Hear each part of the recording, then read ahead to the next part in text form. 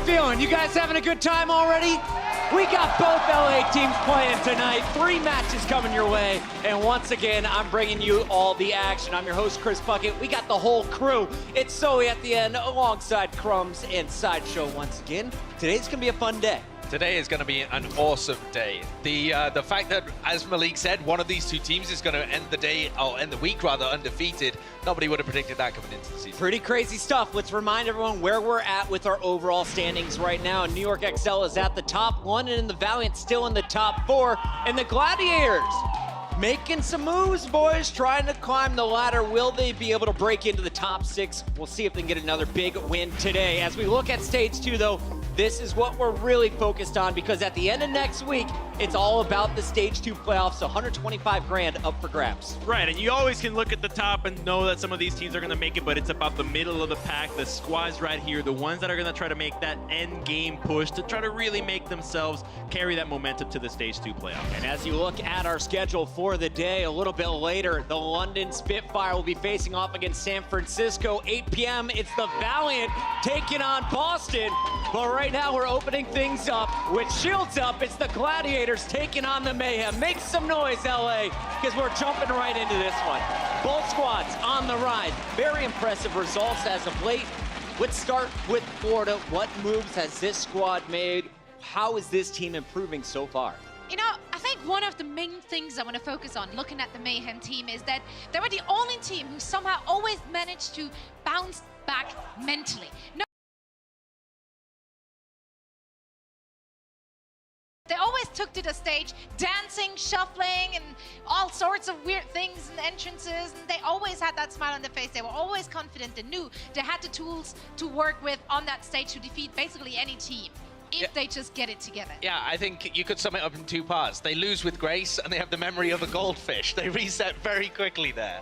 They don't have any hard feelings after their previous loss, but they're coming off back-to-back wins. You've beaten Dallas, and more impressively, you beat the Valiant yesterday. Yes. And how do you continue this momentum right now? I think a massive part of that has been how well Logix has been playing. He struggled at the beginning of the season. People were saying, is this guy choking when it gets to the big stage? Was it the meta that wasn't working out for him? Well, now with a new patch and some time to get adjusted to the Overwatch League, we are seeing beastly performances from this guy. He picked up 40% of his team's kills on his own against the LA Valiant yesterday, and 20% of the first kills in fight, those crucial first picks, came from Logix. And ridiculous number. It's only going to get better because part of the Mayhem's rise has come from an increase in the support staff. They've been helping out, funneling resources to the team that they previously didn't have. Any coach, more players, bus driver, more. Yeah, now somebody. Now they don't have to drive themselves. So it's a lot easier to get to the arena. It's very close now. It's working out for them. You gotta.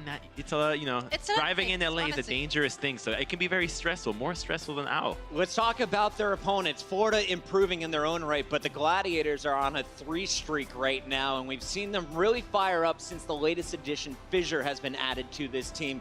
What is the squad looking at like right now? What do you see when you look at the Gladiators? I think you see a much tighter Gladiators. That's what I'm looking at. They can play the aggressive dive like they used to with Fissure, but it seems like he's kind of disseminated his knowledge throughout the rest of the team, so that they have this guy who knows exactly how Overwatch works at the highest level and teaches all the rest of the team. So now we're seeing a lot of different looks from the LA Gladiators. And speaking of dissemination, the fact that now this team also has a lot of fun. It seems like it's one of the squads that really just understands that if you're having fun, you're playing well. And that's Hydration, the guy that is known for flex DPS, playing Lucio yesterday in the decider game 5 against the Outlaws. And that Shaz playing the Tracer. So this squad's flexibility is just another reason why you are a fan of these guys. I mean, they're so much fun. You know, I just think it's incredible funny that it took a guy who doesn't speak the language of the rest of the team to actually improve their communication in the game. That's just glorious. It's pretty amazing, and we got a chance to talk with Bishu. Remember, Bishu's the tank here of the Gladiators. He was having to translate for Asher, now for Fissure.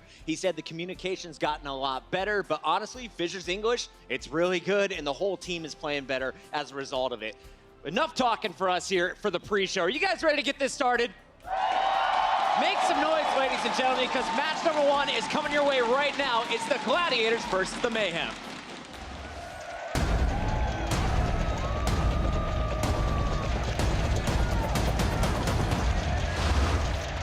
And Gladiators just crushed pushing despite on the point.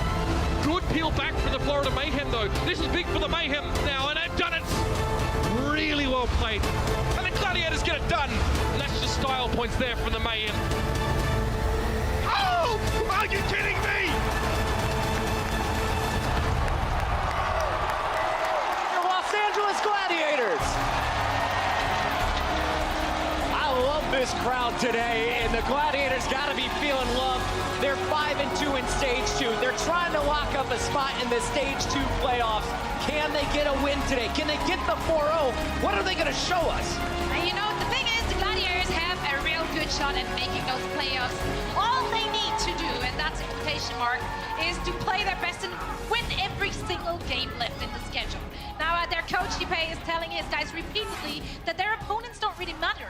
Only their own play determines if they win or lose. Yeah, the schedule that they've got coming up is actually pretty winnable for them. They've got the Florida Mayhem, obviously, Philadelphia Fusion, and then the Boston Uprising. All three of these games are winnable, and that would probably mean that they overtake London and get a spot in the Stage 2 playoffs, which is pretty unbelievable for what was a mid-table team. Yeah, and they're shooting for greatness, which is what you're mentioning, Zoe, that the coach just wants them to focus on their own game. That's because greatness is not a matter of winning 1 or 2 off games. It's about keeping the standard at which you approach your decision-making. It's like a little decision tree, and the decision tree often has Shaz playing Tracer or Genji or whatever else it feels like, which is awesome because nobody else is going to be able to predict what the hell these guys are going to do except just come at you with a lot of fire. I can't wait to see what the Gladiators are going to be running today. Is Doomfist back in the lineup? I sure hope so. That's a look at our first team. It's time to bring out their opponent. Please make some noise and welcome to the stage, your Florida Mayhem.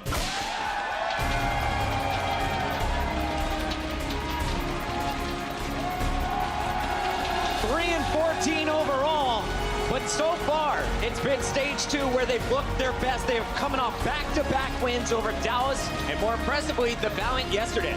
And you know what's so good? I love the fact that when they stopped faking these comical entrances, they started winning. And they always said, you know, we don't put too much time in it, they're spur of the moment. But I think as soon as you get super serious about the game, now you can see all of their focus is on winning. And we talked to Zebasai in the makeup room. He said, I've been getting my hair done recently. When we do my hair, we win.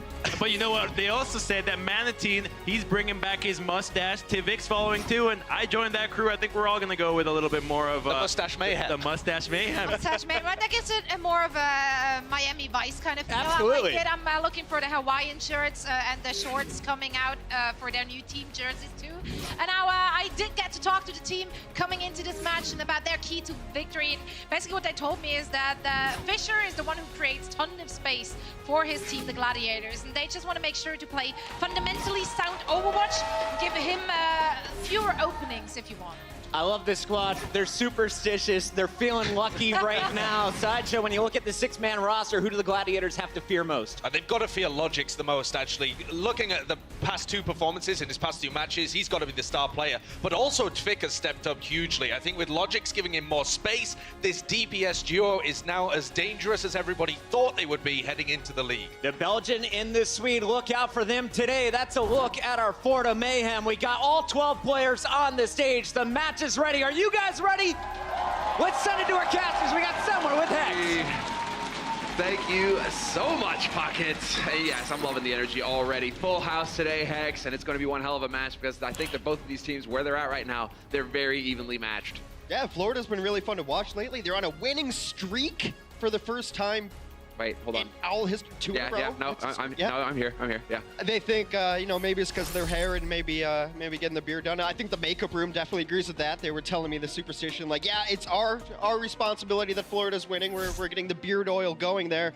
And then this Gladiators team, man, is there a more fun team to watch right now than the LA Gladiators? Oh, we got the joy of casting them last night, and they were looking great. Fisher, in particular, stood out for me. And yeah, I mean, I'll talk about Fisher, but yes, he is bringing that next level. The elite from South Korea coming into this team, showing them the systems perhaps that, you know, that Seoul and London are able to use to secure those victories. Yeah. Now Gladiators have that in their playbook, and you can see that they really are coming together as a roster. When we talked about this team a lot in the early parts of Stage 1, we talked about the versatility, and we talked about shore forward hydration, and that's their versatility on the DPS. You look at like the support players now on their versatility. Shaz plays Genji, Shaz plays Tracer. What was that? Hydration plays Lucio in the Mystery Heroes composition. I actually mentioned, like, hey, you guys played a little Mystery Heroes yesterday, and shore forward goes to me, he's like, yeah, yeah, Hex had no idea what was going on. You're right. I had no idea what was going on. I was learning it on the fly like everybody else. It's not every day that you see that kind of mix-up. But I liked Big Goose on the Sombra. I thought that worked out really well for them. What was so impressive to me yesterday, regardless of what they're playing, is they would see a situation and immediately adapt. And they've got all the tools in the kit to be able to run nearly everything now. And you're right. I mean, just Fissure coming in gives them the confidence to play whatever they want. And there you go, man. You started my sentence. It's perfect. It's almost as if we were one, Hex, just mind melded, because that's what you need. If you're going to play that quick, off-the-cuff kind of Overwatch where you're changing up your rosters, you're reacting to what your opponents are throwing at you, and you're quick to make the call, it's confidence that's necessary to make those, because otherwise you're going to try and stick to the game plan, stick to what we worked on, guys. No, you need to have the confidence, just be like, right, this isn't working, here's what we're going to do next, let's move on. And well, it's been working perfectly for Gladiators because they have been securing wins. Countdown is over, we're getting into it. It is Volskaya Industries to kick us off here. Los Angeles Gladiators starting on the offense, Florida Mayhem starting on the defense, and Tvik on the Sombra. So this is looking like the strategy here for the Mayhem. Florida has scouted this out. They've got tanks in position to see where the team is, and then the rest of everyone's going to play in the back line, trying to get the Sombra all charged up and good. Los Angeles is running an interesting composition here. Not necessarily pure dive, because you've got Soldier 76 in it. They want to be able to take a high ground, take one side of this thing, pepper in damage. Then when they see someone weak, probably go after the dive. Yeah, they're doing a pretty good job right now of limiting just how much damage they're dealing to Los Angeles Gladiators. Don't want Tvik to get that EMP too quickly in this fight. Fissure going to back off, allow it. Oh, never mind! Logix with the Helix. Perfectly done by him. Stops Fissure from making it out in one piece, and that's going to stumble this push. You know, we praised Fissure a lot there, but even the moment he stepped off that ledge, I was kind of confused of what he was trying to accomplish there. He's not going to get any scouting information. He knows who the other team is, and you see a lot of tanks drop down, do a little damage, and come back up to deny positioning there. Maybe he was just trying to get his supports a little bit more healing charge, but with a Lucio and a Zan, that's not necessarily priority. A small misstep there, but now they're going to try this other side. I like taking pack room away from a team running a Sombra. Yeah, exactly. So change of strategy, and again, just rockets flying left and right. We have soldiers on both sides here. And those Helix, man, they do big hurt, but Tvik will find Asher. That's a fantastic first kill here to try and slow things down for the Los Angeles Gladiators. They are making progress on the point. Quickly contested, though, by Florida. But Surefour is right where he wants to be now on this high ground, just pummeling Florida. Trying to get some damage in over to the other side, trying to help out Vishu, who I believe was over in the other side of the room. They have taken away this pack room, which is good, but Tvik still has an EMP in his pocket. Florida's done a great job of getting damage done and not putting themselves in vulnerable positions. Tvik, see you later. He's out of there. Dude, they've nearly got a six-pack right now, Florida Mayhem. Logic's gonna ruin that along with Zebasai, so we will have the nano-boosted soldier in here, just wrecking everybody in sight. Not gonna be able to find him. I mean, Surefour trying to play keep away there, but runs right into the rest of the group. And so he dies. Los Angeles Gladiators, 2 minutes gone, and they still haven't made much progress. You're technically correct. He was wrecking everybody in sight. Just happened to be one person you got sight. He's able to duck around the dump truck there. You're not really expecting a dump truck to save a life in that situation, but they end up committing an ultimate in that situation. Actually, 2 ultimates with the Nano and the Visor together.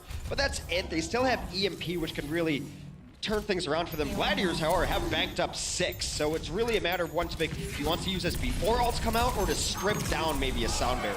A little bit of a hack there. That's going to slow things down. Tvik trying to get back over here to help out his teammates. Fissure on the high ground getting cut off from his team. He will get overwhelmed. Manita just pouring on the fire. And Manita just going to go ahead and get on this point, stop them from even picking up a tick. Los Angeles Gladiators struggling so much that Chaz feels like he has to throw out the Transcendence just to keep his teammates alive.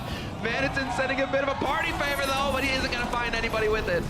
Might as well toss it up over the top. Almost got something going there. Only 60 seconds remain. So far, the Gladiators have not really put together a concentrated push just yet. They're losing tanks in odd positions. Asher has died in random spots here and there. And so far, they've had no answers to Tvik, who keeps harassing enough to throw a wrench into the plans of the Gladiators. Last good chance to even grab point A here. Hey, look at this, just doing the damage. Gonna be able to back off. He is already topped up though, so unfortunately no progress made on his EMP. But now it is gonna be the rotate coming through. They're all over the place. Fissure diving in deep. He's got Asher there and Vishu there with him, and he decides to go for the Primal Rage as well, but we had the sound barrier committed here from Los Angeles Gladiators. They're throwing everything into this fight, but it's still staying fairly even. Florida able to get their kills back as well. Tvik caught in the corner. 1 tick will be picked up now for Florida Mayhem. It's 4v4 right now, and Tvik is just trying to buy a little bit of time. He gets stuck, though. A beautiful find by Asher. Oh, and just a second too late. Supri goes for the trance, but he cannot save his tank. Swoosh gets overwhelmed before the healing aura comes through. And that is certainly going to be Los Angeles Gladiators taking the first point here on Volskaya. But in overtime, Hex, that took forever. That's a beautiful defense from the Florida Mayhem. The Gladiators will throw everything they have at it the last second just to be able to capture point A. Florida's got to be feeling good right now because before yesterday, the Gladiators were nigh unbeatable on Volskaya. And now the Gladiators are going to switch things up. This is one of the reasons you run Shore for. Because of his deep pool, he's going to switch to a Reaper who's been so effective on last point of Volskaya lately. However, Tvik did die with EMP up, so he's got it for this next fight. Now, Logics will go nano boosted again here with Attack Visor. The trance is up, however, to cancel him out. There's the EMP, though. That's going to definitely make life difficult for Fisher, who gets overwhelmed immediately. And so they are managing to hold for now. The contest on the point, Big Goose dancing his way off the edge into oblivion. That one is absolutely over. It was over really before it started. They did trade out a couple of ultimates, but you can see Florida's plan really coming to fruition now. They're not going to let Fissure beat them. They've decided they're going to take him away. The focus fire has been on him every single time. Fissure's not making it easier for himself in some of his positioning, has to adjust his style to the fact that there are 6 men whose first goal in every fight is to kill him. Yeah, you take away that main tank, that's a lot of room lost for Los Angeles Gladiators. His whole goal here is to get in Florida's face. Florida, solid positioning from them as well. Logix has decided to change it up. He's no longer on the Soldier. He'll be playing that Tracer on the point, dashing in and out. And Asher now will back up. He's trying to get in here because they just go for the counter dive. Florida Mayhem leaping into the back line, cutting Gladiators in half.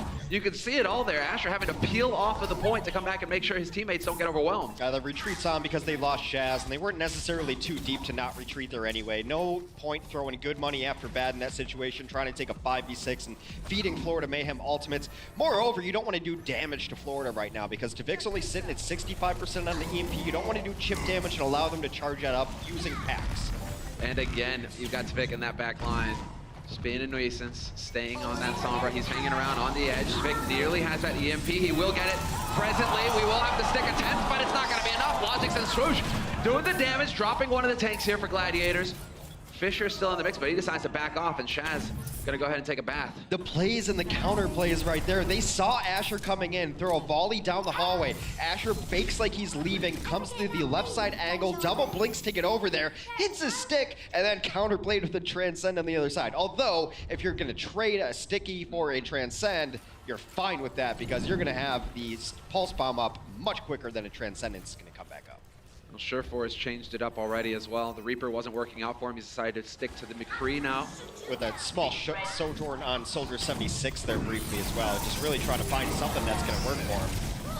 Well, Asher wins the duel versus Logix. That could be a pretty good start here. Tvik will manage to at least slow things down with the hack on Fisher, who's having to just walk in here with this Tesla cannon. Self-destruct will clean the point momentarily.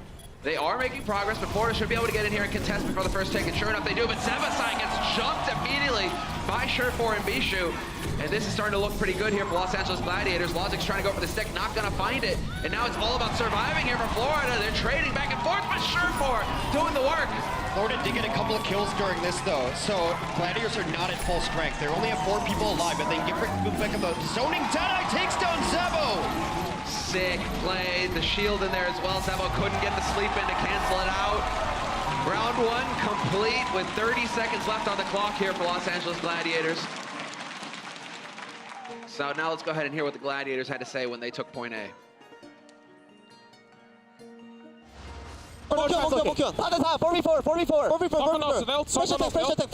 Monkey one. No tackles yet. 10 gates. No tackles. They're swarming you. Kill Levi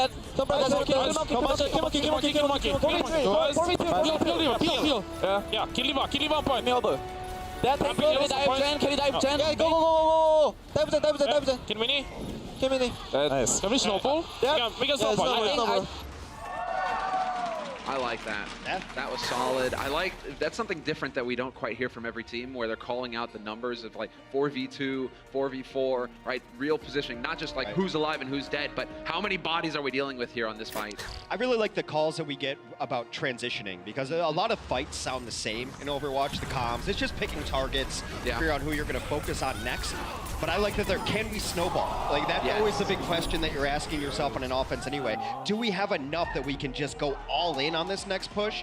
Now, it turns out they did not, had to make a lot of changes through there, but it's the right call to make that we think we won this fight decisively. We think we're in the lead as far as ultimates go. Let's try to use this next push. I've always said this, and I firmly believe it, that your first push on Assault second is usually your best push, because you just want to fight. You're in theory up on ultimates, and you're in theory in a better position than the other team. So didn't work out for him there, but eventually, I like the changes that they made. They didn't necessarily come to fruition for Gladiators, but it does show their adaptability. They moved McCree to short 4, and they also moved Big Goose to the Mercy, which I think is much more impactful, because what was going wrong on first is they were losing people before fights were starting. And that was also going wrong on second, and Mercy can erase that. If you lose someone out of position, you don't have to full-on retreat and wait for respawns. You bring them back to life and go for it. See what Florida has on their offense. Logic's busting out the McCree. I love his McCree play. Yeah, it's just Logic's in general right now. When he's playing at the level that we always thought he was capable of in these high-pressure matches, that's what it's all about. You can see already just getting some tags in there. Might be thinking about backing off, though, changing it up. So we won't get the McCree for long, Hex. He heard you, and he was like, actually, I don't want to make Hex happy. I want to make Hex sad. Although, going for Widow, I'm always happy to see Widow, too, so that works out. Yeah, they're just waiting for Logix. That's why it seems a little bit stalled out. They also want to get to Vic where he is right now. He's taking a very long journey all the way back here. He's crouching so that they can't hear him. He's trying to surprise, but surprise to Vic. He gets found out, unable to secure that kill on Zenyatta. Oh, trying to go for the plays there to Vic. The mind games, getting back onto that pack, but he wasn't quick enough, wasn't able to blink directly onto it. So he gets a butt to the face, but that's gonna help. Logix with the headshot on Surefour, trading the DPS, and Vic's gonna have a shorter run to get back into this. Surefour a little too sure of himself there, stepping out into the sightlines. Perhaps he did not know Logix was switching over, but Asher does his best to equalize this. Offense going to be in a better position, though. This is a beautiful resurrection to bring Logix back into the mix, and they can keep going with the numbers advantage and put pressure on the point. You can see how the Gladiators are rotating back, changing up the position. Fisher giving ground immediately, not even going to hang around for this fight initially. They're just waiting for those reses to come back into this fight. Yeah, they're going to come back in. They're just waiting. They want Vishu back in the mix here. They don't want to go in without their second tank. Well, halfway there right now. Asher gets spotted out, has to back off. We will have Fisher getting nano boosted though, and he nearly picks up the kill on Zebasai, decides not to overcommit, doesn't want to get too far away from his healers, who definitely need to keep him alive. Swoosh will find Shaz though, the healer's under pressure, and there we go. Primal Rage gonna come out. It's gonna be Winston on Winston action here, laying into each other. Swoosh trying to back off. Zebasai gets the res off again. That's Manitin back into the fight, and Fisher trying to do the best that he can here, but it's not gonna be enough. Yeah, res is in his face. He does force out a Transcendence, and I think this will just about be Florida being able to take control of the point, especially with Big Goose going down. Surefour is doing his best, but now Surefour is gonna have to go back to spawn. Florida will take point B in a much faster time. We'll clean up there at the end. We'll see what switches Gladiators wants to. You see Big Goose already moving over. All right, Gladiators in a rough spot right now because they made a wholesale changes on the defense. They're going to have almost nothing to use aside from self-destruct. The good thing is, on the other side, Florida has also made switches. They don't have a whole lot of ultimates either. So Gladiators perhaps correctly reading the situation that now is the time to make changes if at all possible, because Florida, conversely, does not have the snowball potential. Now, this is going to be the straight-up fight between the two. Shaz on the Genji is interesting as well. I mean, Shaz really getting the chance these past couple of matches to show us his versatility. Self-destruct, hucked in there. Oh, it does find Swoosh. Swoosh not able to get around the corner in time. Goes up to the big bomb. And so Tvik all the way in the back line got hacked by Surefour in the meantime, and so that was an easy kill there. Nowhere to go if you're a Mercer, if you're a Tracer, and you're silenced. All right, Logic's back to the McCree. Zupe is going to go over to the Ana instead. So I think this is probably to get himself a boost going, get it on a Swoosh and cause all sorts of trouble there. Florida with a small advantage in ultimates now, but that was the fight that the Gladiators needed. Start get their feet under them as far as compositions go. Shaz moving over to the Roadhog because Shaz, I guess, is just hitting the random hero button every time he can spawn. Basically, right? I mean, I guess Roadhog could make sense, not going to have all the heals, and so he can take a breather, keep himself in the fight a bit longer. Bishu has hucked himself off the corner, so that's a little bit unfortunate, decides to take a bath. And well, that's not going to help things here for the Gladiators as Florida Mayhem are moving in for the kill. Surefour gets pulsed into oblivion, and that is certainly not going to help when you want him to be getting that EMP up and running. It's going to be very difficult now that Logix is down in this fight as well. And as soon as he can get 1 or 2 kills on the defense, you can stabilize on an assault second. Florida still believes they have a chance into this, though. Zeba with a nice barrier catches everybody. To Vic, able to rewind out of trouble. That was a close one.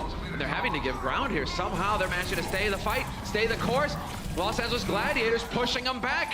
Shaz will find the kill with the whole hog, and well, that's an opening though. Trick sees his opportunity. 2 big kills for him. Can he get the third here on Big Goose? That would be monstrous. Hey, 2 big kills, but it came after they had just lost 4. So Tvik, it's a nice flashy play. You can add it to your highlight reel, but as we've seen so many of those highlight reels online, they happen when it doesn't really matter. That fight had already been over right there and in trouble.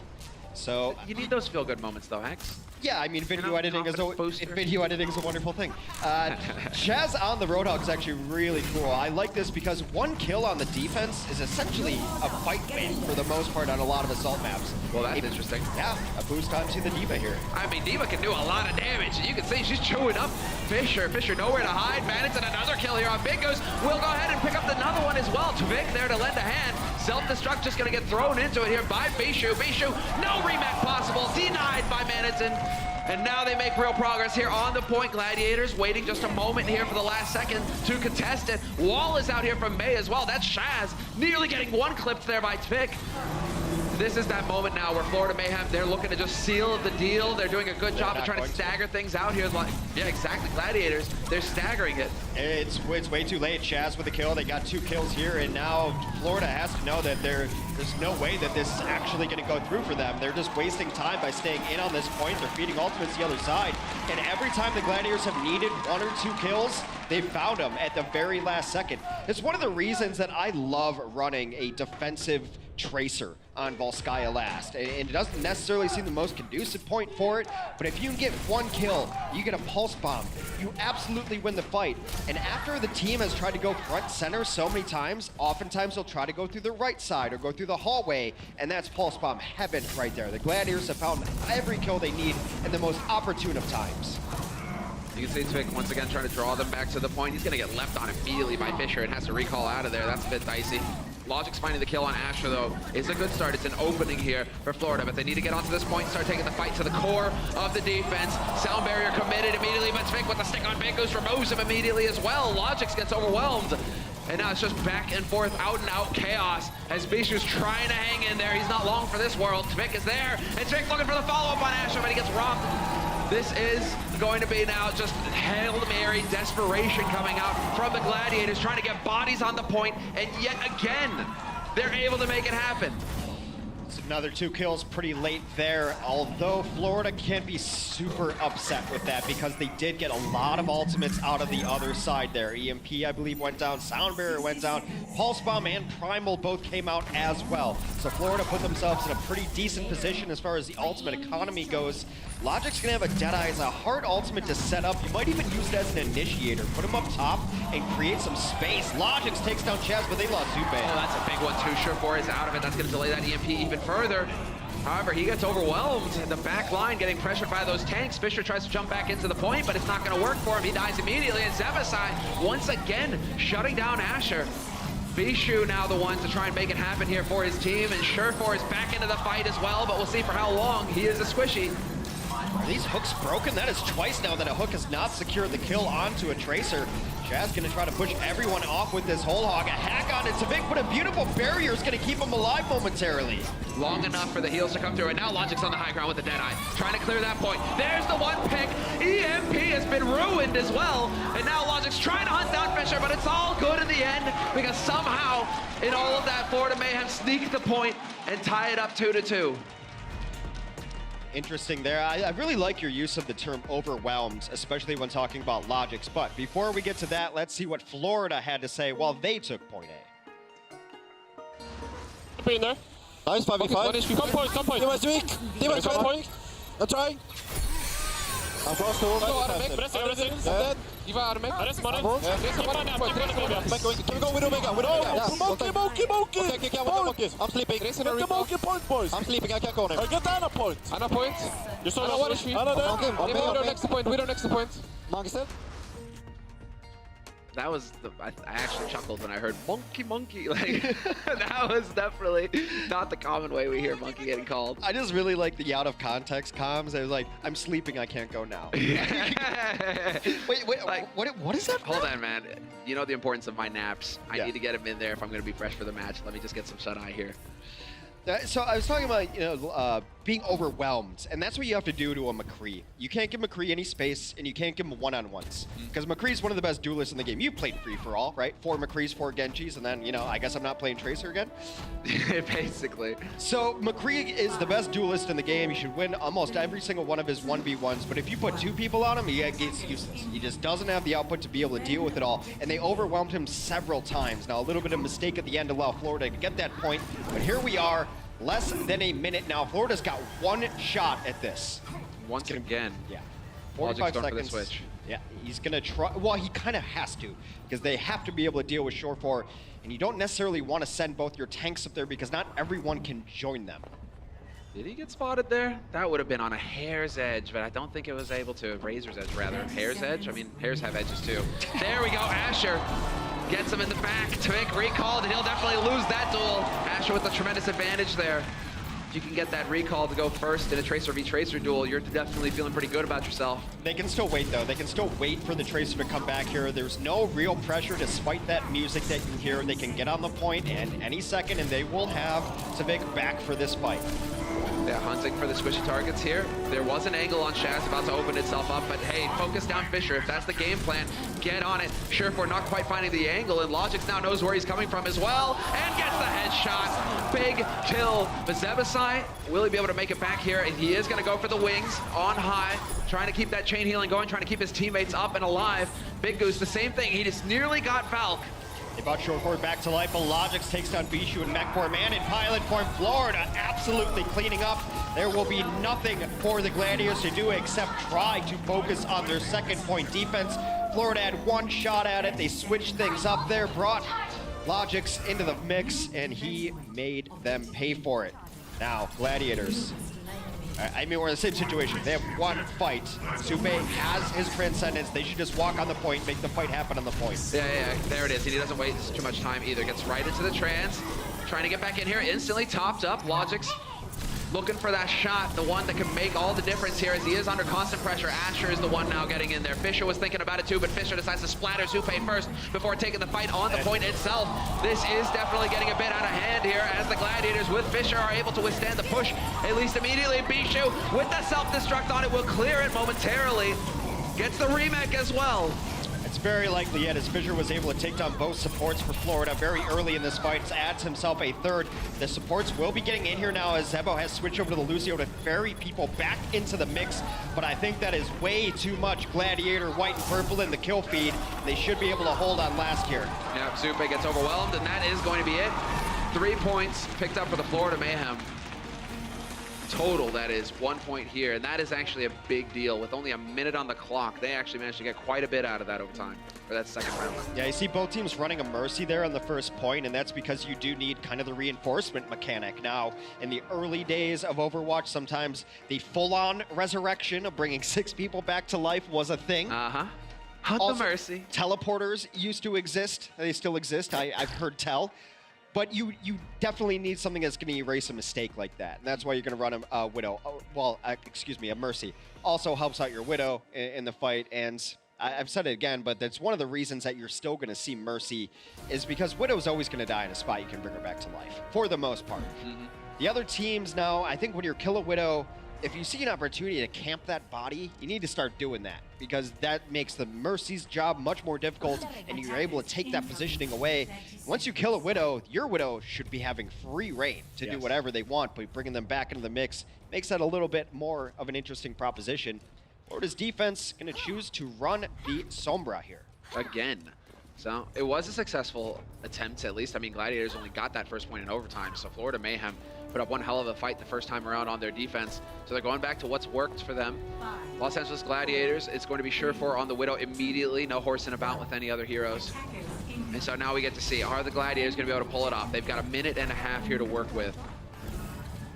And they were definitely struggling. First time on the offense, they were getting picked. They were looking a little sloppy. Now they've had some time to warm up. They've spotted Tvik as well, so they know what they're going into. Yeah, that 30 seconds is actually a big deal. It means that Los Angeles Gladiators very likely has 2 chances at this. So they can kind of bum rush this, but the downside of that is if you rush in and you get full wiped, then you're going to have to rush into a team that has ultimates back. Exactly. There should be a bit of an edge there, a bit of an advantage, but we'll see.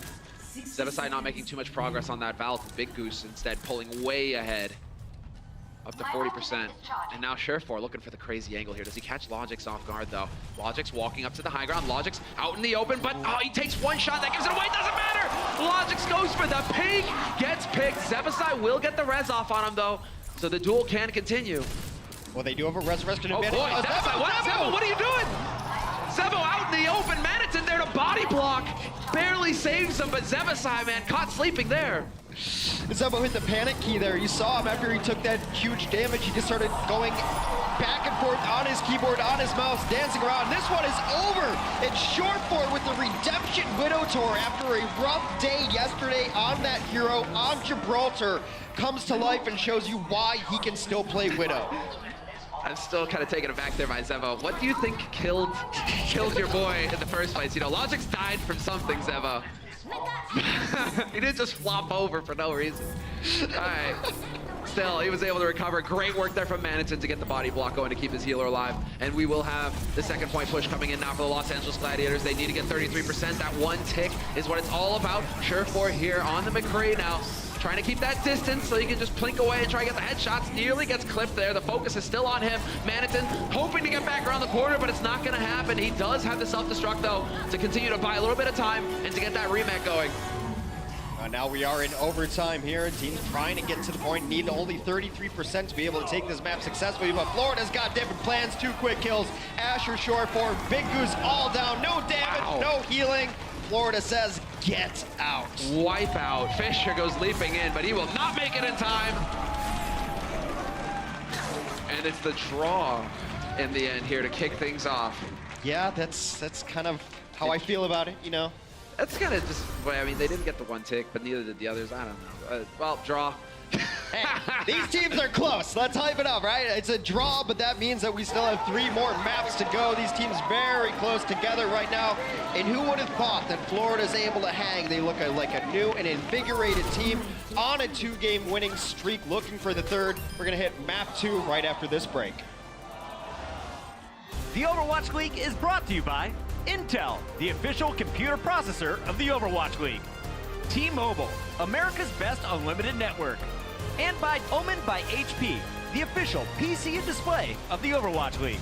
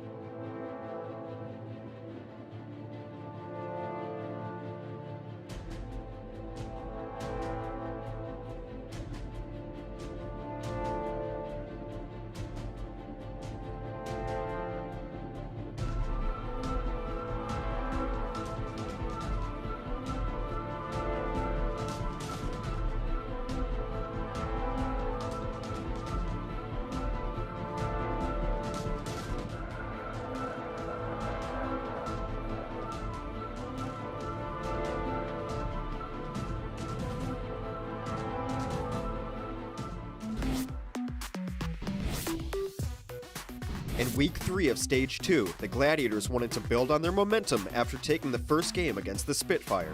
Los Angeles started out strong on Control Center, but with Hureg's McCree taking out Hydration, it looked like the Spitfire might flip the point. That's when Asher saw his opportunity. Tanks get tossed off with heals. What is that? Oh, what is that? Just a fade away over the shoulder. Even Kobe couldn't have done it. The Gladiators Tracer dropped a Pulse Bomb, eliminating both Closer and Hureg just before he could use his Deadeye. Just a flick, and he gets two of the most high priority heroes on the side of the London Spitfire. Asher then took out the Zenyatta and ended London's push. The London Spitfire just had every opportunity they had to take this fight taken away from them. The Gladiators took the round and won the match 3-1. What a show from them. That right there was the turning point where Asher and the Los Angeles Gladiators took a sour moment and turned it into something sweet. Presented by Sour Patch Kids Candy. All right, welcome back, everybody. We've already had an exciting first match. It ended in a draw, which is always a bit anti-hype, but leading up to that result, it was sick. They were definitely very evenly matched, these teams. Yeah, sure. I think we're in for a good one throughout the rest of the day. I was really excited to see Shore 4 popping off on the Widow because I know he's capable of it. Yesterday on Gibraltar, not his best showing, and that's why they lost Gibraltar yesterday, because Linkser. I mean, just because Linkser. Because Linkser. Asher tried the Widow, Shore 4 tried the Widow, and it's like, you know, guys, sometimes he just got us. But Shore 4 is going to be out for the next match because this young gentleman will be stepping into his place. That will be Hydration. A lot of good hero plays on the Hydration. I've heard he's got a fist. Yes, and it is full of Doom, as I also hear. I would love to see some more Doom Fist. I don't know if we'll necessarily see it on Nepal. Shrine, I don't know. I watched a lot of Chinese Overwatch, and they ran Doomfist on every map.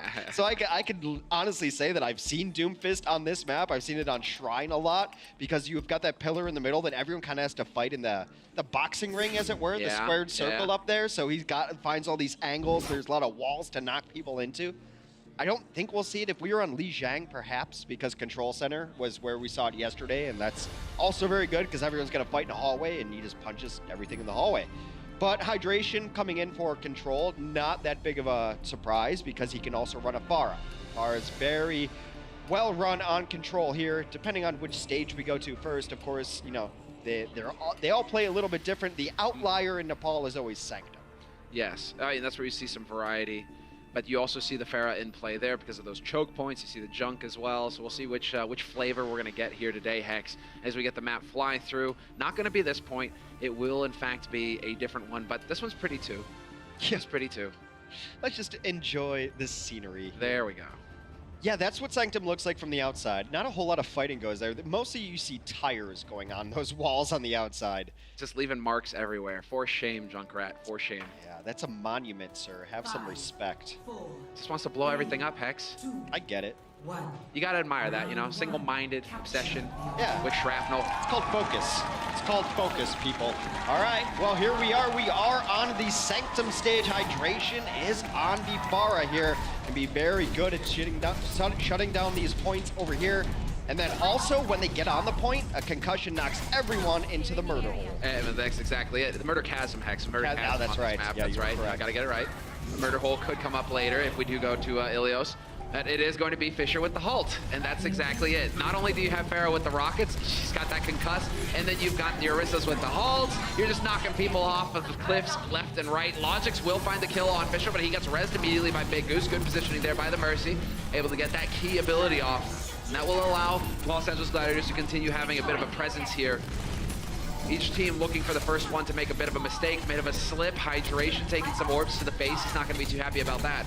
There's taking so much free damage from Hydration around this edge over here. He's doing so much. Logix does get another kill. There's going to be no resurrection to bring Chaz back into this mix. And meanwhile, even though they've gotten some kills on both sides of things, no one's taking control of the point. Florida will wrestle first control. Ooh, nearly there. Yeah. It was Bishu just trying to get in there to tap it, it looked like, but without a mech, he's definitely a bit too squish. Tavik will get the best of him in the end. And so now Logix, he has the edge. Curious to see if Hydration decides to stay on the bar now once you want to try and get back in here, because you got two long-range hit scans that are just ready to pick you out of the sky. On paper, you would say that you don't, but Hydration's been playing in this weird angle, so he can maybe keep going. I'm more interested that Asher has moved over to the Hanzo, of all things. We've seen Hanzo try to go against Orisa, and it just seems like a futile effort against that shield, unless you get full focus on that shield and start opening things up. Oh man, just the shield. The shield is just there, it doesn't go away. All right, finally there'll be an angle, and Hydration's the one to find the kill on Swoosh. Trance is committed here, as well by Shaz, who really wants to set this up for his team to be able to overwhelm on this point. Manatin backing off. We've got Zebasai with the wings out right now, just topping everybody up. He did get the res up on Swoosh as well, and so they should be able to contest here. Florida Mayhem, Hydration, point blank. He manages to get the kill, but eventually kills himself as well. That's not gonna help. Well, he does have the reset button, though, because he's got his own resurrection up there. You're going to bring Hydration back into this mix, and he takes down Swoosh. There goes Zebo. There's the boop onto Zupe. Oh, no. Logic's so disgusted with it all. Bishu helps him out, but he does wind up in the chasm. He gets run over by a 2-ton Korean mech right there, put him into the chasm. Logic's going to pop his sight right away to give his team vision before he switches. And then he's going to switch over to the Tracer. So it gives them a little bit of intel. Might as well pop that ultimate to see where they are at, and then switch over to the Tracer. See where they want to try to set up now. It's going to be difficult to find value out of this tactical visor. I actually wouldn't mind seeing Civic go for some sort of flank to come behind Hydration and try to get value out of his tactical visor. Oh, this is incredibly frustrating. We will have bongos getting traded back and forth. Shield is out as well here, and with Swoosh gone, that's going to slow things down. He's only just now rezzing back up. Never mind, Zebasai going to be able to sneak the res in. And so he is back into this. Logic's finding the kill on Shaz. Could be the opening here for Florida Mayhem to start actually exactly having a bit of presence here on the point as Civic decides now or never for the tac visor. Really try to press the advantage here. And yeah, Hydration gets picked immediately. Hydration jumped right into that. He was fine and safe for a while. It's interesting that he chose to just walk around to the point, maybe trying to pressure it just a little bit to put a toe on it, but there's no way he's living through that tactical visor. Perhaps he just mistimed it, thought it was going to run out. That happens with Deadeye a lot. People still don't understand Deadeye lasts about, well, conservatively 45 seconds. Just waiting to see when Asher is going to be able to pull off something big here. He's definitely been a bit quiet on this Hanzo. The Dragon can be very good, especially if the team is on the point or if everyone's choosing to be on the stairs. Because if you're on the stairs and a Dragon comes through, there's not a whole lot of places to hide. Oh, that's a big play here from Hydration. His positioning is impeccable. Really forcing Florida Mayhem into a bit of a dicey position here as Logix is going to be able to get back onto this point to continue to contest it. Continue to keep this fight going. Bishu with a bit of a drive-by there. The Dragon goes sailing right through, and Asher will collect his kill. Logix is down for this fight, it looks like. The Yoink does pull them out of position and in Hydration's rockets as he's trying to get through here. Gladiators have to win this fight to take the stage. Florida already sitting at 99%. Tavik is very low, but nearing his own tactical visor, which is going to be a huge help to trying to take Hydration out. Florida decides to not give up bodies on the point and will give up the point instead. That was a great halt. Right into the Helix rockets there from Tavik. Two big kills. The supercharger is out now as well. Hydration will fall to Zupe, and now you've got the tac visor in here, ready to mow him down in droves. Big Goose gone, Bishu as well, and they will not be able to get back in here and contest this point. Los Angeles Gladiators will falter, and Florida Mayhem will take the lead on Nepal. The victory visor there. The interesting mix of DPS coming out from the Gladiators. It just seems like they're both inconsistent, right? So you saw like just two wildly you different. Can say it. Asher's got one kill and one elimination. The Hanzo definitely didn't work. The Hanzo main is definitely not helping here.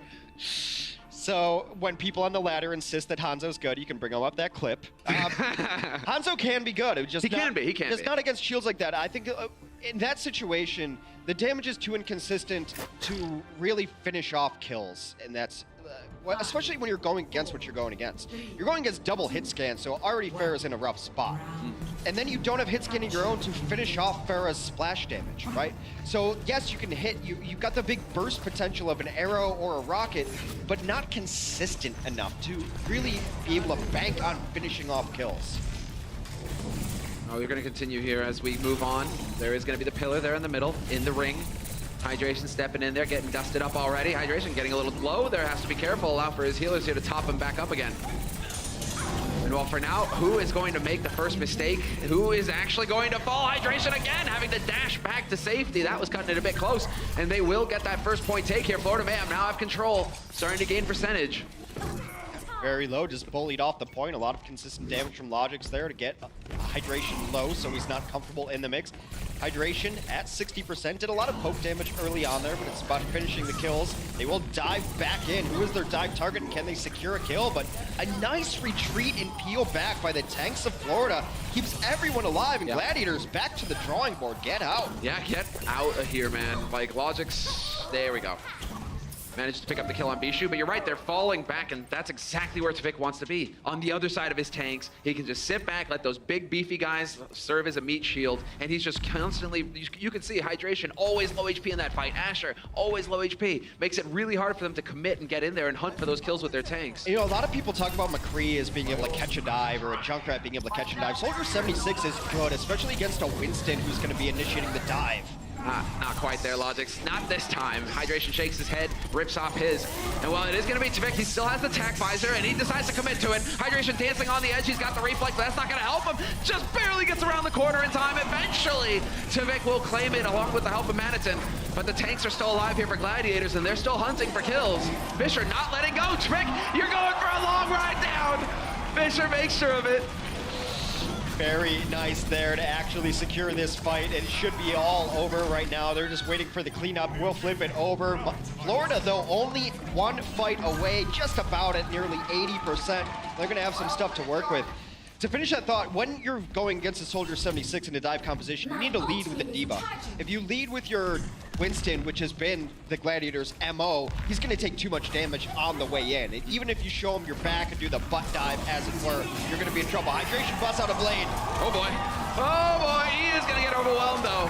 Quick reactions there from Florida to avoid that deadly ultimate. And they're able to back off in time. Bishu getting DMEC though. Logix is relentless. He is constantly pumping out the damage, getting the kills. Fisher, nowhere to hide for him either. And Florida Mayhem once again find themselves perfectly at home here on the point. Well, they have no choice, the Gladiators do, but to continue to fight this. They lose Asher early despite the Transcendence being up. He was not in the healing light of the Zenyatta. Hydration has had a miserable existence so far, being constantly pressured down by the DPS of Florida, and Florida cleaning up. Yeah, that could be a bit of a head-to-head here in terms of comparison. Because right now, Logix, he is just manhandling the Gladiators. Doesn't care about the shields. He's going right through them. Asher just can't keep up. Tough to take the stats for this map, considering Asher spent the first point on Hanzo, right? That definitely staggered things, but Logix is so far ahead. 17 limbs, 9 final blows, and he's just constantly pumping out the hurt. Well, Hydration's nearly even on his kill-to-death ratio, too. He's got 9 eliminations, only 7 final blows, but 7 deaths so far, too. They have really made his life extremely difficult. Just all this free, consistent damage coming in from Logix. Yeah, constantly just getting in there. Asher will win the duel versus Logix. We might have jinxed it a little bit there, might have cursed him, but Tvik is here with attack visor. Last time we saw him get it to good use, and there, sure enough, finds Shaz. That'll slow things down on that Transcendence. Shaz not going to be too happy about that one. Asher managing to dash off into the distance, just barely surviving. Tvik goes for the hope of a rocket right there. Lucio taking a lot of damage on the way in, and now Florida looking to clean this up. Big Goose down, just trying to dance on the point is Asher, but he is dispatched without haste. And they're not going to be able to make it back in time. It will be the 2-0 victory on Nepal for Florida Mayhem.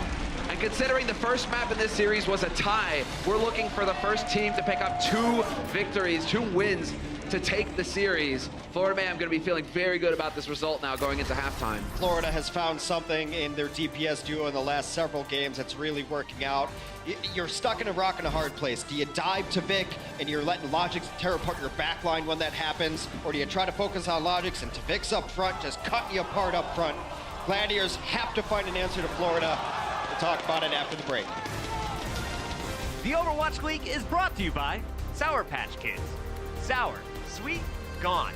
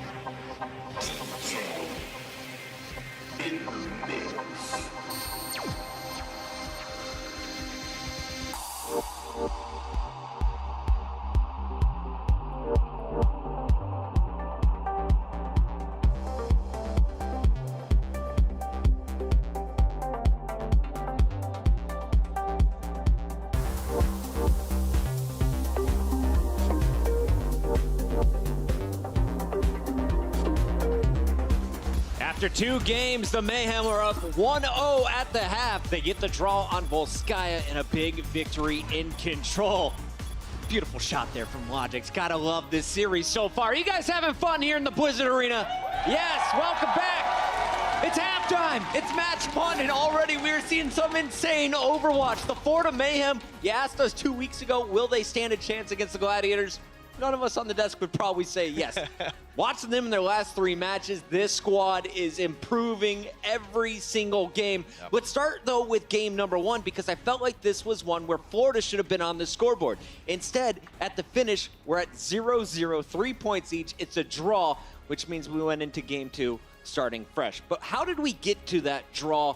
It looked like Florida was in the driver's seat for most of this game. Right, so draws happen sometimes in the Overwatch League, and it typically hinges on the defense playing really, really well, and that's what happened. Florida's first defense was sublime, really. The point A was capped in overtime, so going into the second point, Gladiators don't have a lot of time, and similarly for the Florida Mayhem, the same thing happens. So if when you don't have that much time on your second round, you're really just trying to go for a Hail Mary pick on the Widowmaker, which is why we saw it be played so damn much. Yeah, and in general, just the fact that Florida Mayhem were so tight with their DPS, you had Feek running the Sombra so much, and that opened up Logix, who was able to go ham again. This guy has been on fire their last couple of games. The Widowmaker has been a speciality, but the guy can bring it on the Soldier 76. He rotates with Feek on the Tracer, and he was mashing people this match. He was dominating Shofor in the Widow head-to-head up until the very end when Shofor had that crazy clutch in timeback. But Logix was just so consistently good throughout Volskaya, and to be honest, on Nepal. You said it looks like this is Contenders logic back. For anyone who watched Contenders before the Overwatch League kicked off, this guy was a rock star. We said maybe he's the best Tracer in the game. Today, he shows you can get it done with all of the hit scan heroes. Yeah, and this demonstrates some kind of adjustment for Florida Mayhem, because previously they'd only had everyone Tracer. Then for a period in stage 1, they were just like, oh, that is ridiculous. How does he hit a shot like that? That's ridiculous. That Asher blinks over to him, and he just goes 90 degrees to the left. What? He didn't even see him. He actually has no idea. It's all based on sound, I think. It's all about your headset, guys. Make sure you're playing with headphones at home. Let's talk about Logix's partner in crime, though, because it wasn't just one DPS player. Tavik was getting the job done, and I was a bit surprised. Historically, we've seen him on Genji before. We've seen him on Fire. He can play all kinds of different heroes. Starts off with the Sombra, kind of expected, but I was really surprised by how often they're running him on Tracer.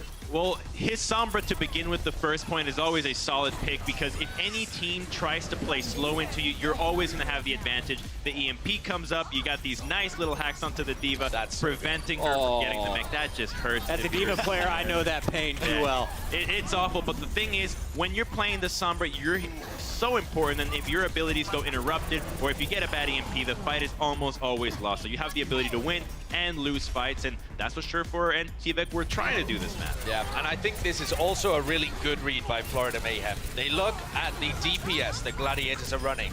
Probably no Genji, because there's no hydration. That means you can run a Sombra way better, because by the time the soldiers got into position or the Widowmakers got into position, you've already got an EMP, and that's basically a one fight. So if you're not playing against a Genji, Sombra very powerful on the full sky. Fissure didn't seem to have as big of an impact in our first game as we've seen in the past. You know, normally you see him taking on 3-4 people winning the fights. He was still having his clutch moments, but wasn't as successful. It looked like Florida was kind of targeting him and getting him out of his game.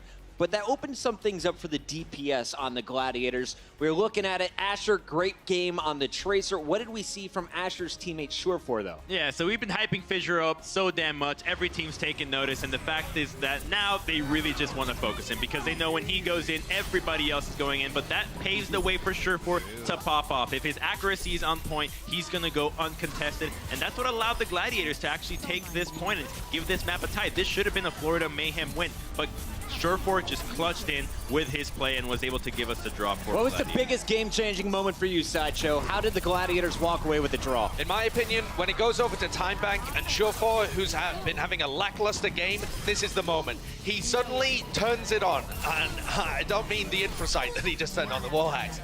He just suddenly came alive and got a load of shots, took out both of the supports, destroys Logix, who was getting the better end of it the whole time, and goes on to draw the game. Like that, if that moment doesn't happen there, I think it's Florida taking the win. And so that's a huge pivotal moment. But it's really cool to see because yesterday against the Outlaws, he got bodied by Lincer just straight up. So I was looking at this thinking, how is he going to deal with Logix? Right. Logix is even more on fire than Lincer, but he just went through it, and it was a confidence-based thing. He actually hit his shots. He knew where Logix was, and he was able to take him down, which is a reassuring sign for this squad that is not going to be deterred by previous performances. They just play their own game. If they know it works, it'll show. The Canadian keeping up with the Belgian in game number 1. It's a draw. So we're entering game 2. It's control on Nepal, starting fresh.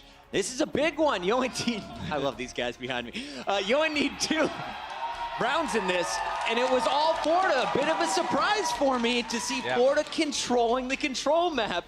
We saw a Hanzo, we saw an Orisa. What were the Gladiators trying to bring to the table? Because it clearly didn't work. So you were using Drake quotes yesterday. I'm going to use a DJ Khaled quote. They played themselves. You played yourself, LA Gladiators. You tried to bring out a cheesy composition that we really haven't seen too much, or perhaps it's some kind of 200 IQ thing.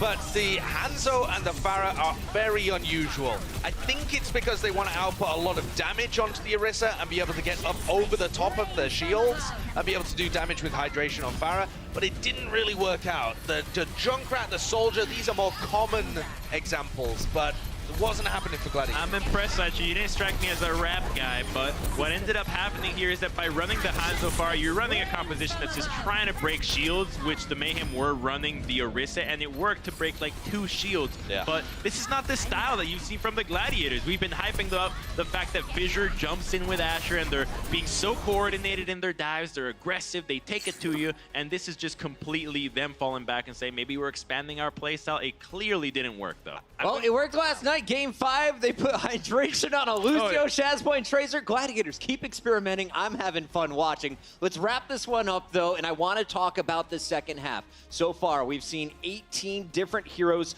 Florida Mayhem fielding 13 different heroes just in the first 2 games. Moving forward, where do you want to see the DPS go? We know the flexibility of the Gladiators. What does the Florida Mayhem have to do to lock this thing up? Well, I think moving forward, it's important to note that when you have a draw in the first 2 maps, you're not going to go to game 5. So if you're going to win this, you need to win 2 in a row. There's a lot of pressure on these squads, and they played yesterday, which means that the preparation is a lot more limited, and they're going to just have to bust out what they used before. It's nothing crazy in the playbook, and it's just going back to the same old roots, going for dive for the for the Gladiators. Yeah, and when it comes over to Florida Mayhem, if they want to lock it out, we've got big Widowmaker maps coming up. Again, I think the pressure is on, or not too much pressure, but the impetus is on Logix to be able to close this series out. We've seen them get reverse swept before. It is a possibility. LA Gladiators are not out of this game yet. The arena is filling up, a lot of fresh faces. Welcome to the venue. You're at halftime, and I want to hear before we go, how many people want to see the Mayhem lock it up with a win in game 3? All right, Florida's making some noise. How many of you guys from Los Angeles want to see the Gladiators come back and steal this series? 2 more games to go. It's coming up in just a few. Don't go anywhere. We'll be right back. The Overwatch League is brought to you by Toyota. Let's go places.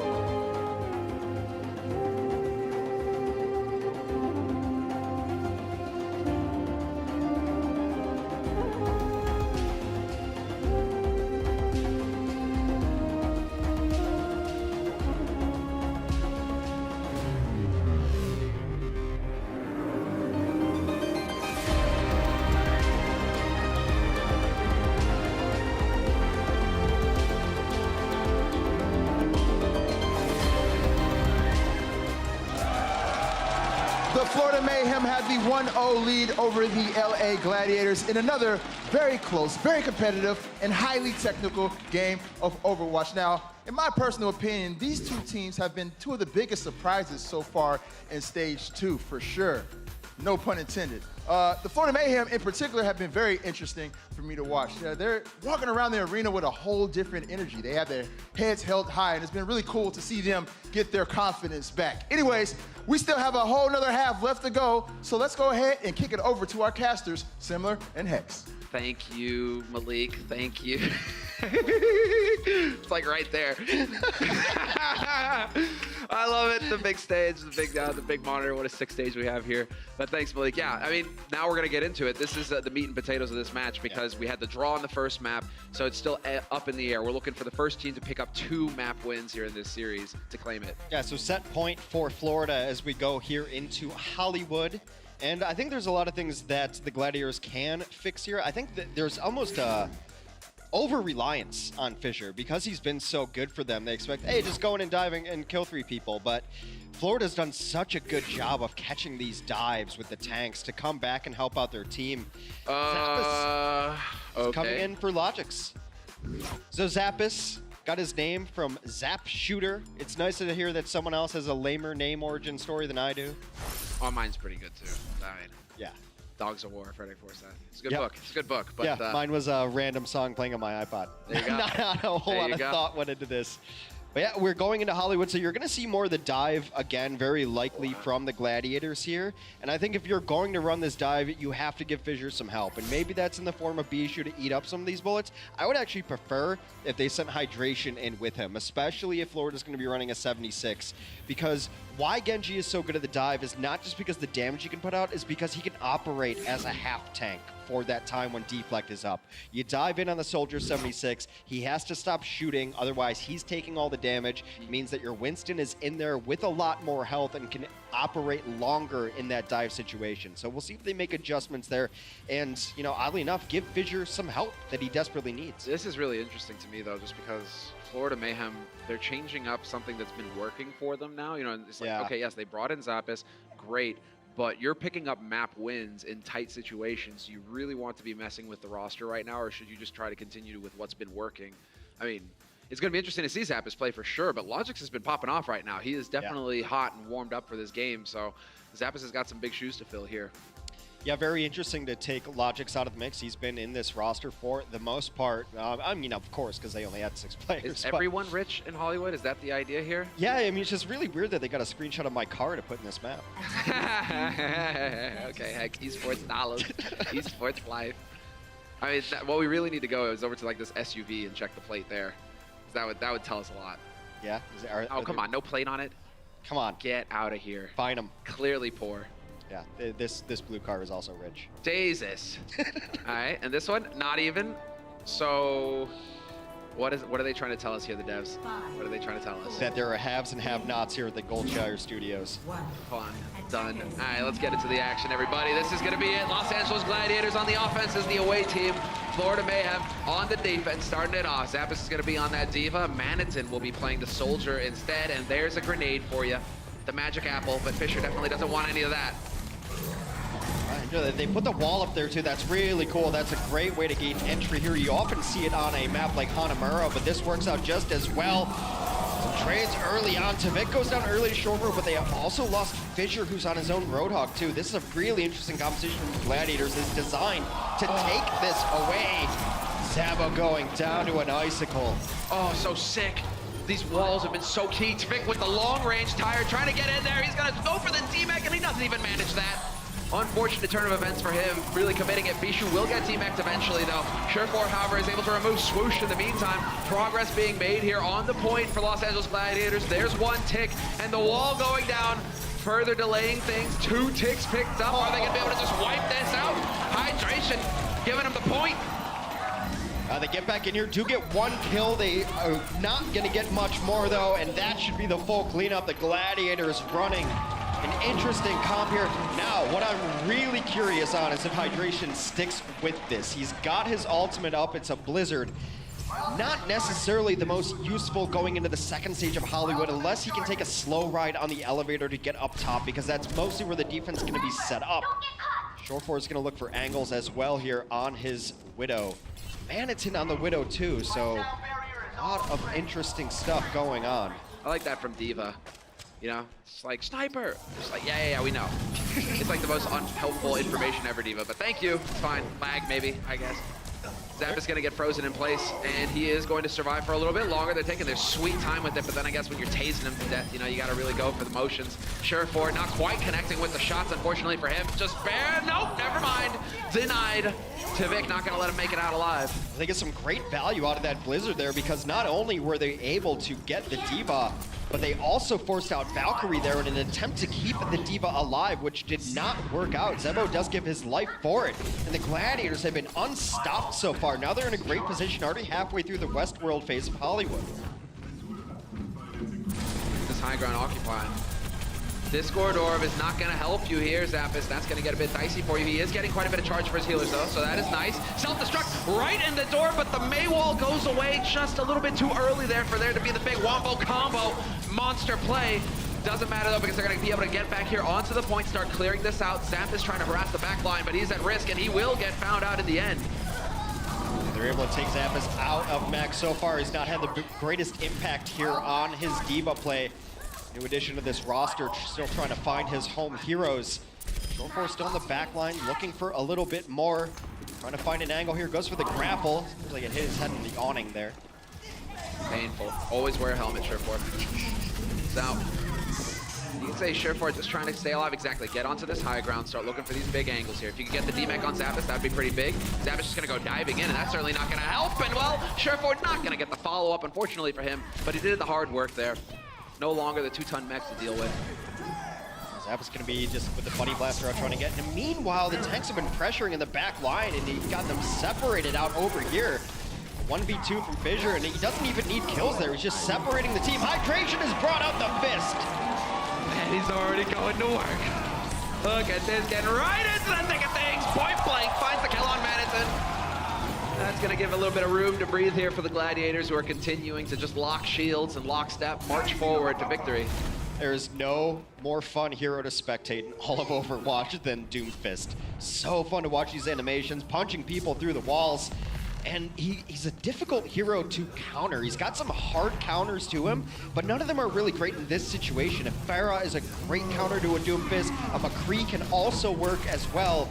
But now they're just trying to get him off of the high ground. He finds a support in the back line again. That would have been monster. He could have connected. Zebasai still very low, dangerously so, but with Valky's recharging fast, and while the window has closed, doesn't really matter though. Hydration, no hesitation from him. Manages to pick up the big kill there on Zappis. Nearly finds Swoosh as well. And guess what happens next? You're gonna go for the res? I don't think so. Zebasai flattened.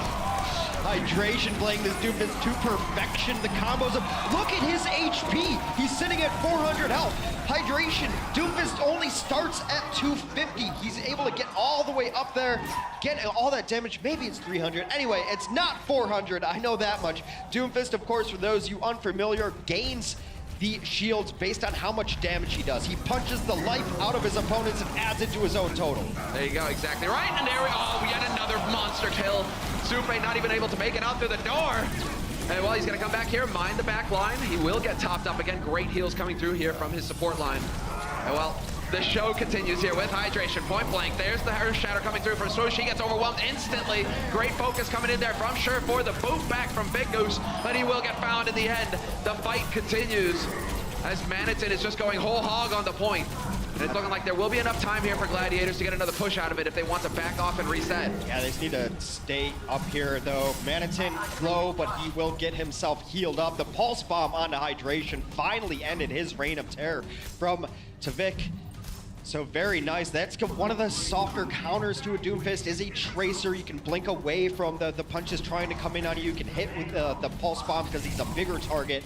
Nice there as Florida finally stabilizes here after what seems like a relentless offense. Ah, man, Hydration, man. He just continues the reign of terror. There's the stick.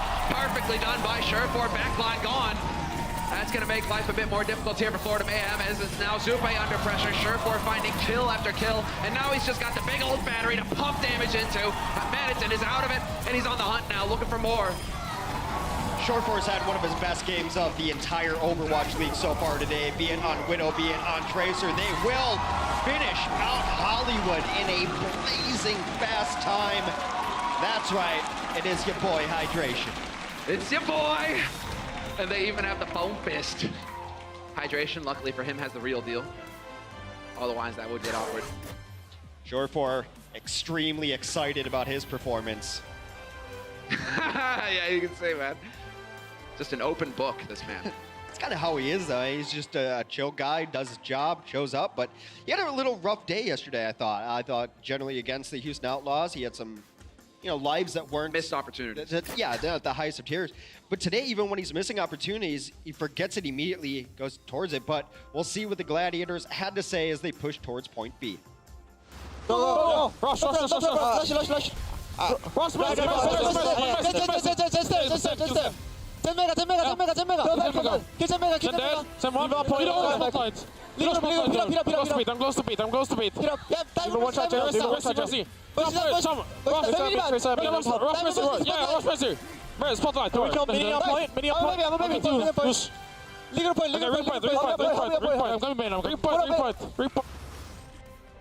That was definitely a bit more of what we expect from the comms. Just a bit more chaotic there, not quite in terms of the setting up the play or closing it out. But they are getting on that focus call, and I do like, it's just like, all right, rush, get in there, take the fight to them. I really like what Gladiators did just based on their composition stuff. I mean, you don't even have time to really figure out why they're doing what they're doing, and then they're off to something different anyway. So, hey guys, let's switch. We need to counter this May. Oh no, now there's a Doomfist, and it just makes the other team. It forces them into an odd situation. If they don't know what you're doing, they can't react to it, and they find themselves in unideal compositions very often. Gladiators are going to run a defensive Pharah here, double projectile. Surefour and Hydration both playing projectile heroes, and a Junkrat and a Pharah. So it's a lot of incoming damage. I think they're expecting, and they're right to do so, that they're going to be facing a Reinhardt. That shield is going to mean absolutely nothing in short order. Yeah, it's going to get melted. It's going to get melted. You can already see just the grenades getting lobbed in by Hydration, who's already up to 37%, 45% on his ultimate, and finds the kill on Tvik. Florida Mayhem instantly turning tail, running. There's just a world of hurt here. And they're going to resurrect Tvik. They know that he is going to have to be the answer to Surefour in the sky to at least try to pressure him down. But Surefour is going to have a Mercy in his pocket too. Hydration takes down Tvik again. They can't even get through the front door right now. They're just getting pummeled every which way. Florida Mayhem, that is. I mean, it's great for Zebo. It's great for the supports because they're going to get a whole lot of charge off of this. Rockets, you're not usually closing the kills, and so Zebasai gets to just farm ult. So he will have Valk for the next push. If this happens again, I'd like to see Man switch to perhaps a Zarya. It could be very good against this composition. Tyre comes in over the top, finds two. Now that they're both back in spawn, might be time to consider different heroes. Yeah, maybe getting into more of the dive sort of approach, just trying to launch your way through this doorway. And it is going to be Swoosh changing up to the Winston. Yeah, I mean, I don't know what the... Full overhaul here. I don't know what a dive is necessarily going to target here. You have to assume it's going to be Shaz, but he's going to be sitting with Hydration. You don't necessarily want to jump into a Junkrat position. See if Manitin can find anything here. Ooh, does not find the headshot he needs. That's unfortunate. That would have been a big one right there. Shaz, no chance for that next fight. Big opportunity. Instead, it's going to be the counter dive coming out here from Los Angeles Gladiators, realizing that things have changed, that they're not dealing with the same roster still. Manitin will find the kill on Surefour to kick things off. Swoosh, however, getting traded back, not getting that support because Zebasai is worried about Manitin, worried about topping up the rest of the team. That's very nice to switch onto the Widow just to be able to take care of the threat in the sky. Surefour is now off of that bar. Gonna go to a McCree of his own. That's an attempt to stop the dive. Can really put a problem into the lap of the Genji player. That's Tvik on the other side of things. I mean, you got 1:42 left on this clock. Manitin, pretty sure where the Zenyatta is. Just wants to make certain. Maybe he was seeing things. But Swoosh will move. Actually, this is big. Swoosh with the help. They get that dive working. They find Shaz. They find Big Goose. Here we go for Florida Mayhem. This is the golden opportunity. Now is when you need to do the damage. Hydration barely hanging in there, but Zappis finds the angle on him. And we will get the D-Mech on Bishu. Self-destruct thrown in there by Zappis. It's not necessary. They didn't need it. Hydration was coming in, not even trying to live through that. If Hydration had designs of staying in that fight, he would not have walked forward into that as he was going. He only needed to hit one more grenade or even splash him. Jory could have just waited passively to charge his tire, but he wants to save it for this next fight. They had given up on that fight. That's why he walked in straight into that. And now we've got a lot of big ultimates coming online for both sides. Most notably to Vic's Blade. We've also got a Transcendence. Perhaps the tire can stop this before it starts. Manatin getting the better short forward. Nice pick. That's a big one, but Hydration, he got 2 kills last time. Let's see if he can do better this one. Not gonna happen. Just hucks it right in there and doesn't really find anything for himself. Swoosh, hoping. Zupe, please. Zupe, heals. Please. Don't let me die. He's just going to back up with his team, get himself healed up here. Avoiding that pack for the moment, was trying to get a little bit of healing, but no need to charge up the healing there. Both of his supports already have ultimates going. Manatin died, Manatin resurrected. These fights are taking place in strange spots. They're not making much progress right now, Florida Mayhem. See, it's Vic worried, not quite sure what to be looking for Surefour. Just going out with the reflect. Now he's found him, but he's kind of stuck in here. Surefour's got that angle. There you go, reflect in. Oh, he nearly gets him. Vic's still been holding onto this blade for a while, been very patient with this. Might be time now if they can clean up these tanks in the backline to reinitiate with a blade of his own. Is he just waiting for Shaz and the trance? Or are they trying to wait to see if they can get the force there? Zupe finds the kill on Bishu. Surefour is gone, and now really, this has got to be it here for Florida Mayhem. This is when you got to just be shouting, go, get on the point, start making progress, because the Gladiators have to give ground. Yeah, it's a 6v4. They want to send their tanks forward and Tavik forward so they can try to lock this door up here. Tavik's going to watch left side, tanks will watch right side. The moment they see anyone step a little bit too far out, they're going to go after it. But right now, they're happy to just lock these doors and take all the free push they've got in the cart. Support sitting back there in the unenviable duty of cart pusher. No fun, no fun. Yeah, but Surefour, you could tell earlier, you know, no fun allowed. He's definitely here to shut you down. They do manage to make their way out through the doors, and now Tavik is going to be looking for his angle here, and he does spot a valuable target. Surefour hangs in there by a thread. That's frustrating for Tavik. Definitely saw an opportunity, but hey, he's going to be feeling pretty good now. The trance has been forced out, so nothing to stand in the way of his Dragon Blade. Well, the problem is that Zupe didn't go down in that fight, so they might not even want to continue to fight. And now they definitely will not, as Tavik is turned into modern art against that wall, will get resurrected. They really are keeping these fights going forever, but then you get that cleave damage in. Fisher with perfect positioning right on top of him. Both tanks, they really are sticking together. They're tied together at the hip right now for Los Angeles Gladiators. Wherever Fisher goes, Bishu is not far away. Florida has banked up nearly every ultimate that they could possibly want. Hydration's going to have another tire yet again. Florida might play this a little bit slower just to wait until Zebo gets his Valkyrie. Then they can go in. You know, and a Valkyrie can actually even keep up with Tavik. They could pocket Tavik on a blade. We haven't seen it, but I'm willing to watch it, and I hope it happens, actually. Could very well happen as the Valk goes out. There we go. Now Twig is going to find his opening with the blade. Oh, nearly dies to the grenade. The chaos reigns. The hack is there, but Twig only going to get the one out of it. Shaz having none of it. Manatin has to get on this point, has to get this high ground, and if he can hit this shot, this would be massive.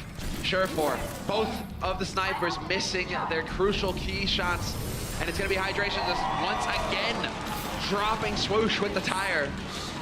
Zebo did pop the Valkyrie in that fight, but it was way too late to save Tavik. Manatin's able to take down Surefour, so now they have no worries about that. Surefour back in the mix, though. And well, it is going to be Fisher closing things out, literally punching him into the face. This is it. Manatin eventually wears him down, but it's still just going to be the man Tavik in question. Manatin's still hanging around on this card. Zebasai dangerously low, just dancing around on the edge. Bishu not quite able to connect with that kill, but eventually they'll get around to clipping Zebo's wings.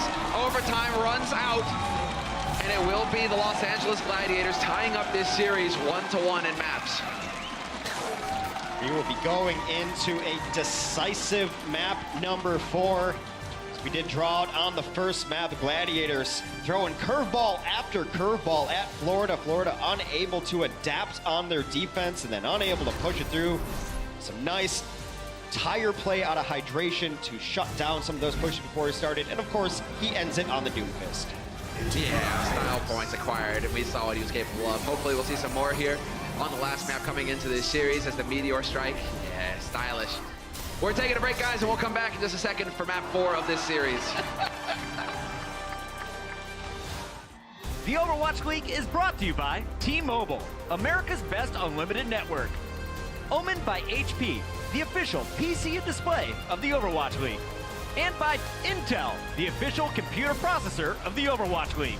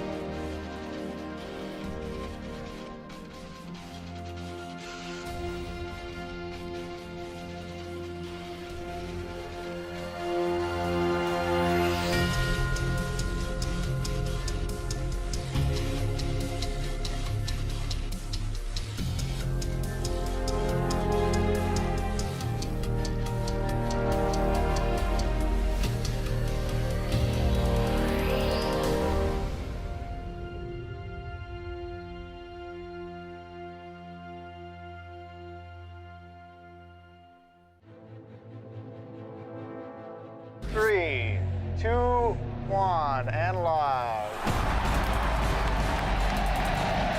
Welcome to the party.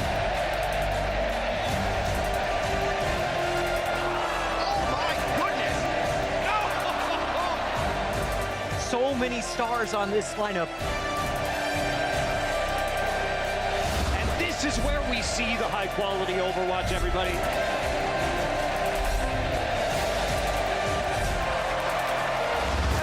Fun and games, it's time to get the job done.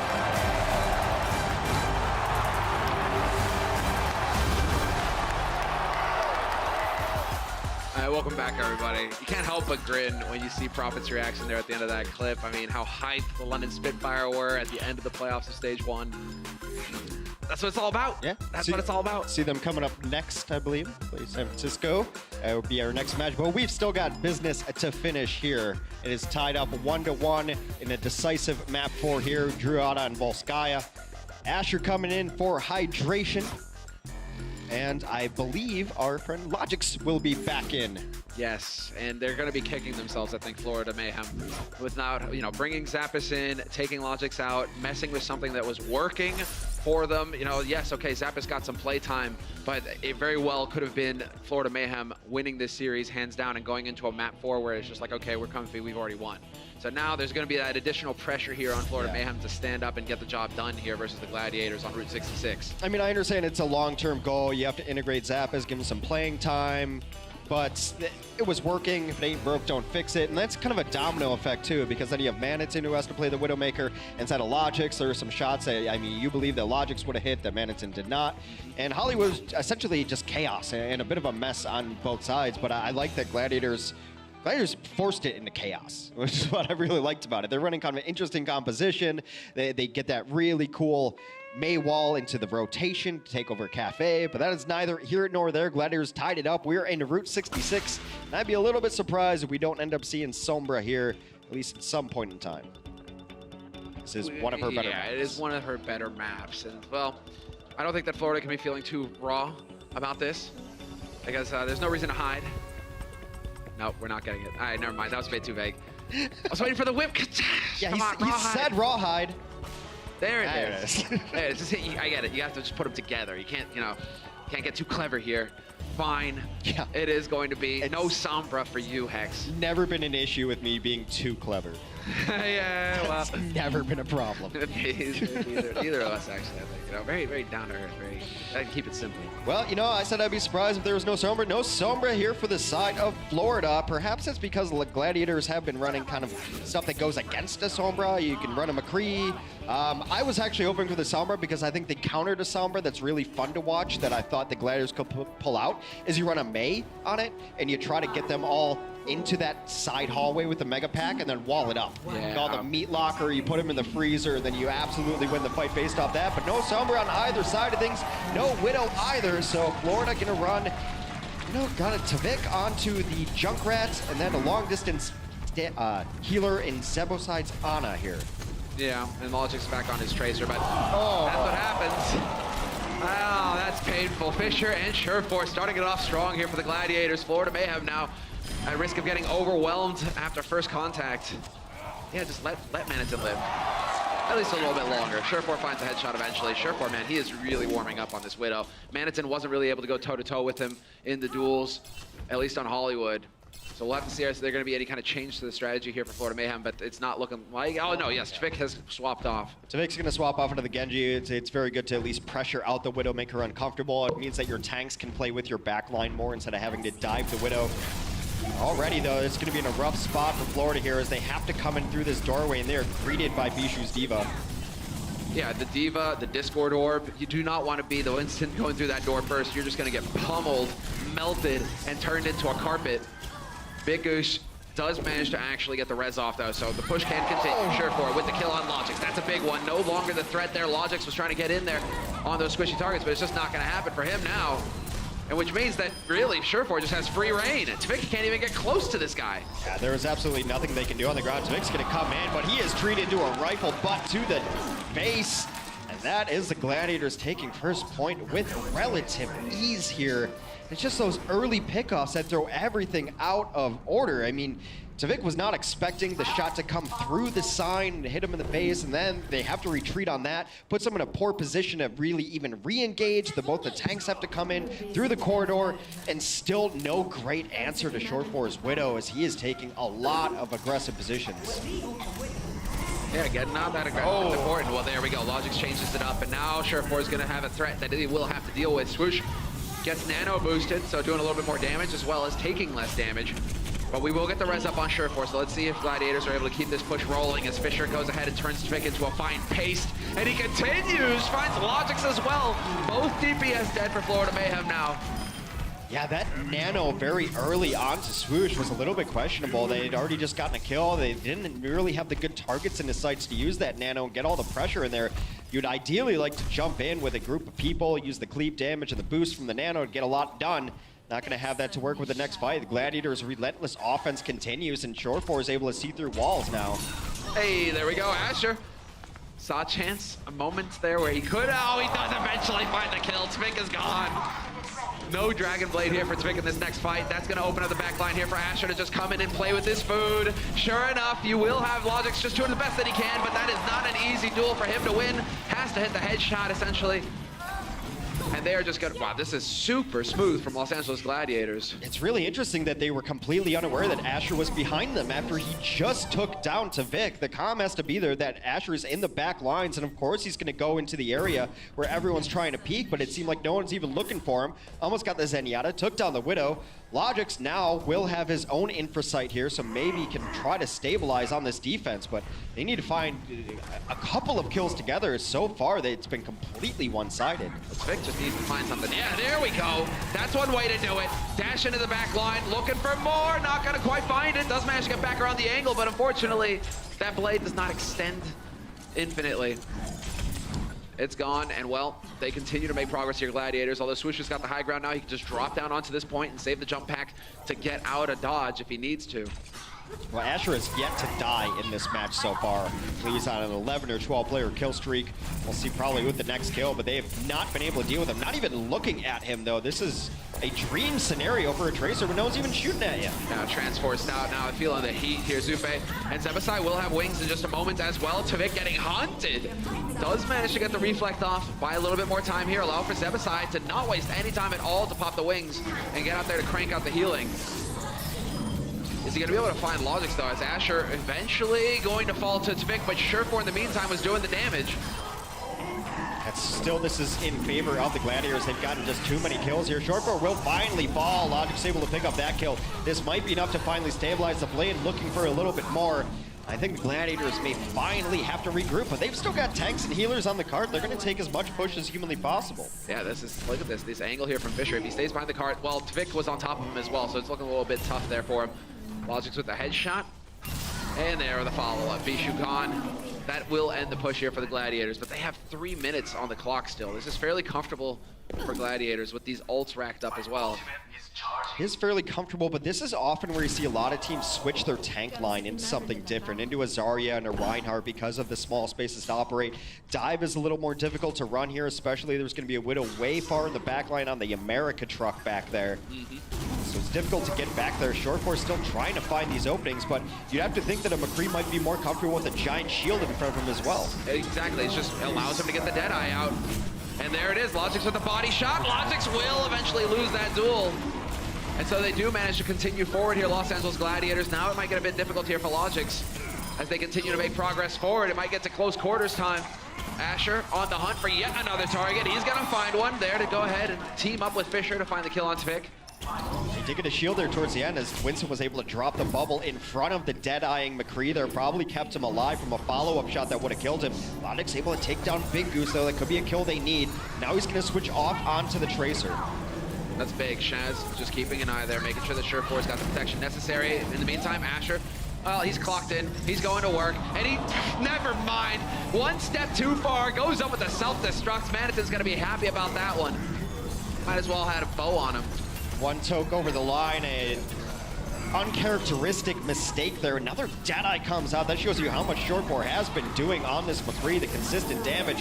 Trying to deal with Logix in the backline, but a beautiful blade will end this fight. Perfectly timed. Surefour didn't have the flashbang. No way to stop Tvik. That's got to get called out as well. Tvik was right on top of him immediately as soon as he knew there was no counter. So Tvik will get the DMEC on Bishu. Leave him alive. Let the baby diva just run around. All right, 1 minute left on the clock to try to finish out Route 66 for the Gladiators. They used every single ult that they had going for them. Sans Pulse Bomb here.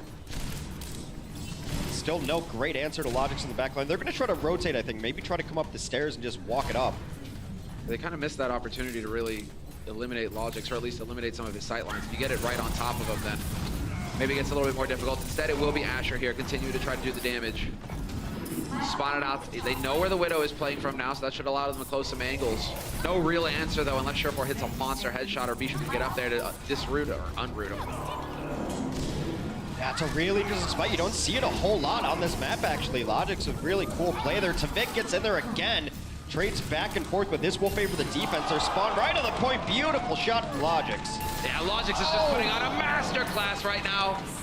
There we go, the follow-up on Surefour. 10 seconds remain, and there is just not enough time here for Los Angeles Gladiators. Fisher surely not going to be hanging around here much longer. He's going to go for the Mad Leap onto the point, trying to keep it alive. He's got the Primal, so he can stay just a little bit longer, just barely ekes it back out around the corner. So far, the only thing slowing down Logics are floating platforms. Another blade from Tavik gets in, the reflex, the Deadeye. Stylish. Asher, though, with 2 on the pulse.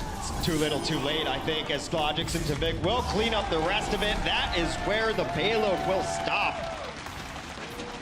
And in those situations, you kind of just need a Widow to counter the Widow. You don't have to win the duel all the time. You have to make the other Widow uncomfortable.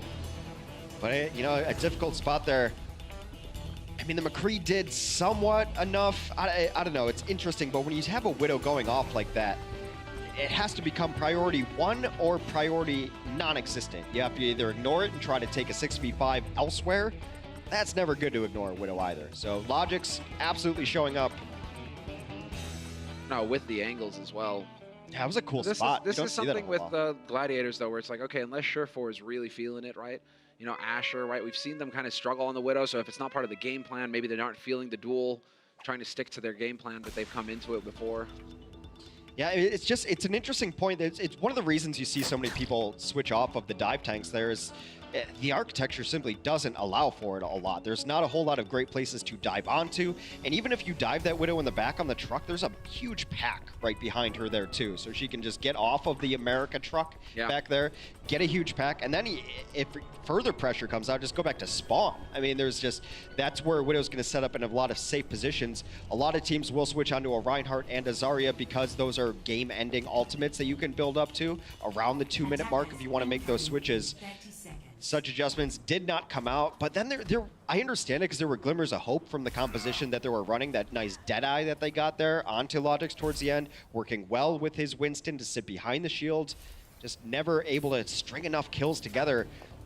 And then Surefour was getting constantly pressured by Tavik as well. I mean, Tavik had a very nice Genji game towards the end of that after the defense somewhat non-existent on first and second point.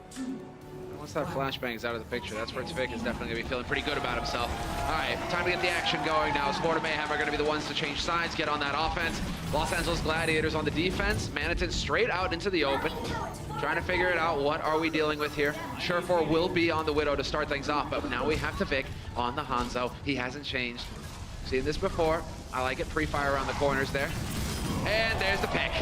Fisher dying way out in the open as well. That's not going to make life easy for Big Goose to get that res off. Big Goose is not even going to try. You can't go resurrect him when he's just sitting under a Hanzo that's just asking for death right there. So they're going to have to just pull back. They're going to wait for Fisher to come back into this mix. You see them retreating very far back, but Fisher's coming back into it. They haven't given up too much ground here. Still a lot of chances to fight out here. Yeah, there are opportunities. Exactly. There we go. Now going to get a bit of that. And there it is. Oh, they trade. It's possible perhaps for Zevo to actually get that res off if he wanted to go for it. Big Goose will bring Surefour back into the fight.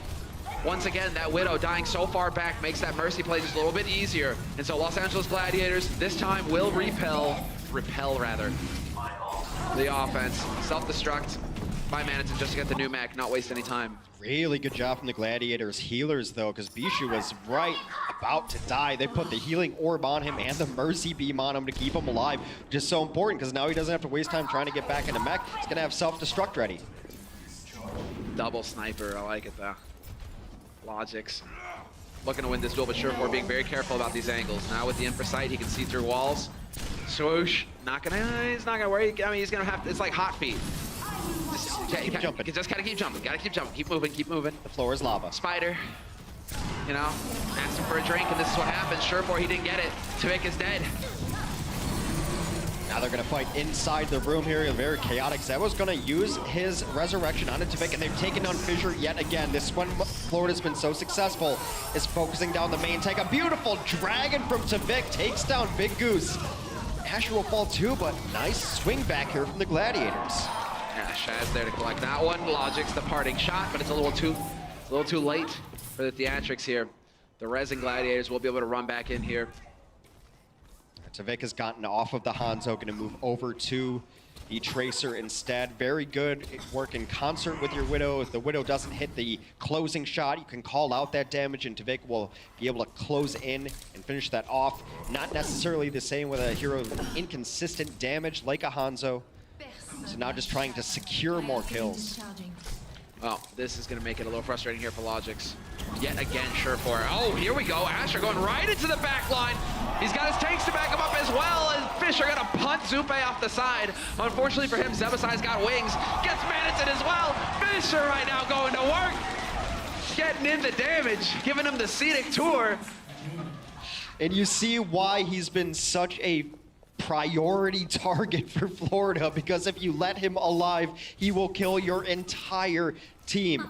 Surefour is going to have his work cut out for him in the Widow duel. They're actually just hiding right now. They know that that ultimate was up. Never mind, Surefour, impatient, gets domed.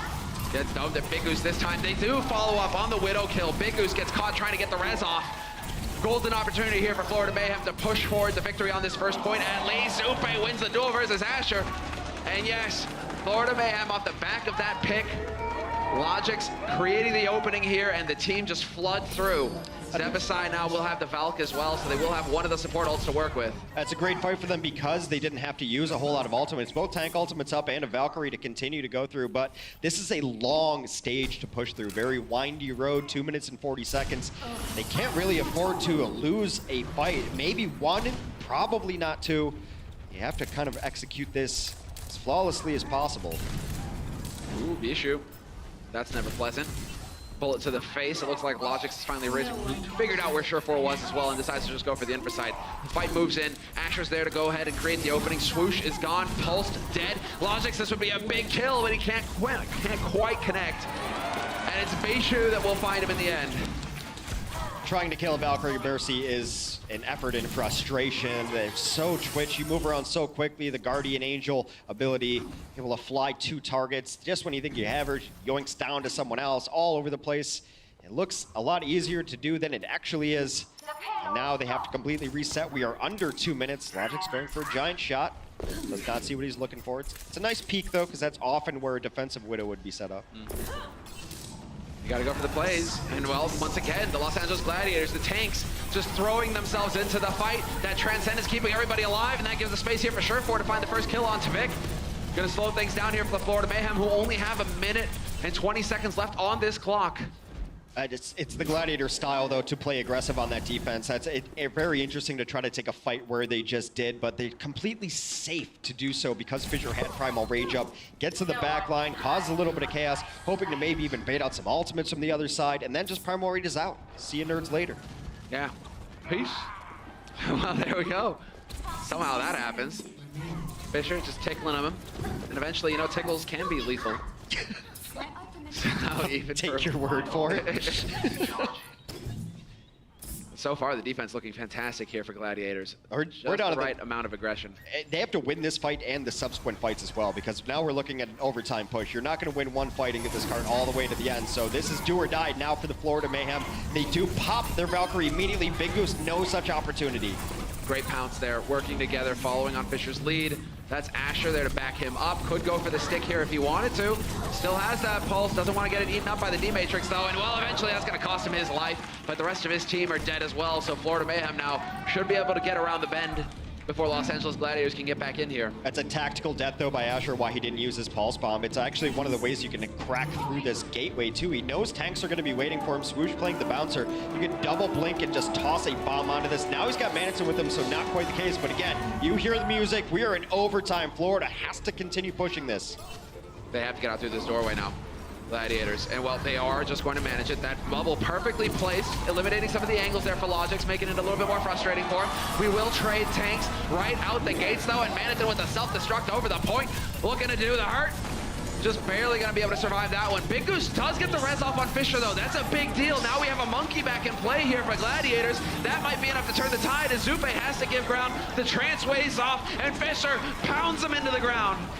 Better ultimate management so far for the Los Angeles Gladiators, but Logix puts it on his shoulders. He's trying to bring this back. He gets 2 kills on the supports. It might be enough. Surefour comes in late, though.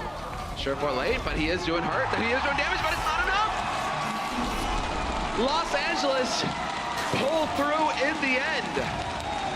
And managed to get that second point. Defended properly. Los Angeles Gladiators will take the series 2-1. See pure relief on the face of Shore 4 there. A very scrappy battle between these two teams. In the end, Fissure was able to pop Primal Rage, knock him off the cart. That's all it is. And in objective-based games, you can trade kills all day. But if you defend your objective, you're going to win. Florida continues to improve. The Gladiators, they set up on the desk that they only need to win out their season to have Stage 2 playoff chances. They've got 1 out of 3. 1 out of 3. 2 matches coming up next week. Florida going to be feeling a bit frustrated with that result. Definitely within their grasp at the beginning of this series, but it looked like the game plan came back into focus for the Los Angeles Gladiators. You've got Fissure. Just follow Fissure. Stay with him.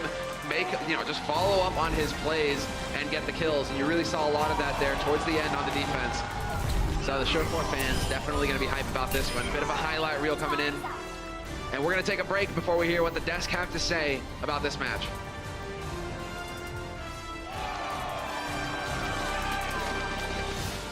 The Overwatch League is brought to you by Intel, the official computer processor of the Overwatch League.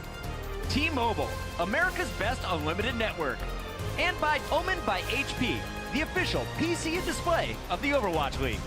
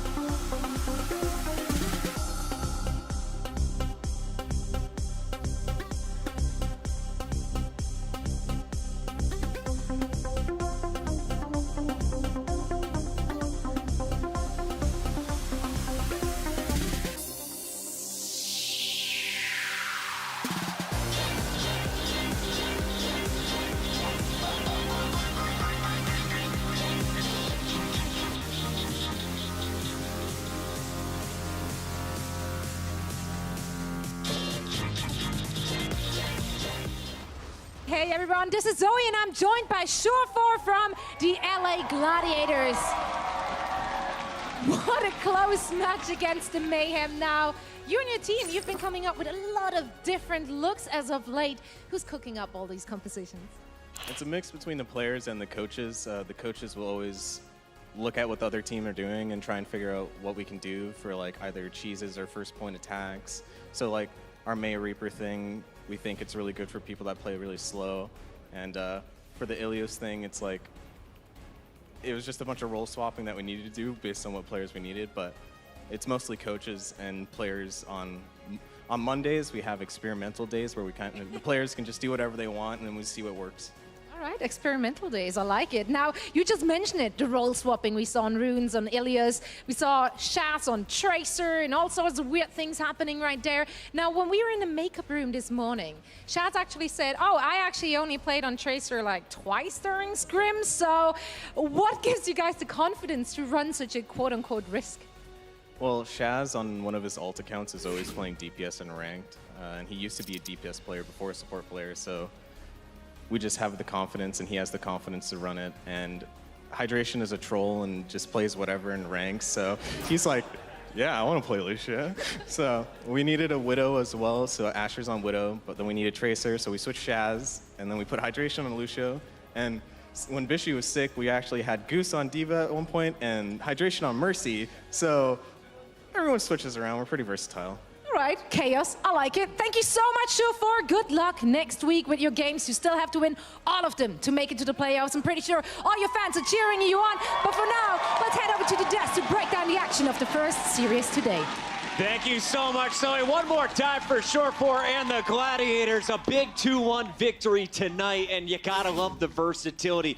When we looked at this squad, you now have to recognize they've beaten the Valiant, the London Spitfire, the Houston Outlaws, and they've added the Mayhem to the list today. Let's talk about this first game, Sideshow, and really walk me through what you were expecting when you saw Hollywood being loaded up in. We saw a new addition being back in the mix here for the Florida Mayhem. Zappis was playing. Yes, and this is what they did when they played against the LA Valiant as well. They like to run Zappis when it goes over to Hollywood. And this is because they have a triple tank composition and they have a couple of different variations for their DPS. Got a ton of people who can play Widow, ton of people who can play Tracer. So adding Zappis in instead of Logix is their strategic play for Hollywood, but it isn't working out so far. Yeah, they lost yesterday on Hollywood, so they figure we're going to go for it again. But my biggest issue with it is Logix has been on fire. Logix has been such a backbone for this team.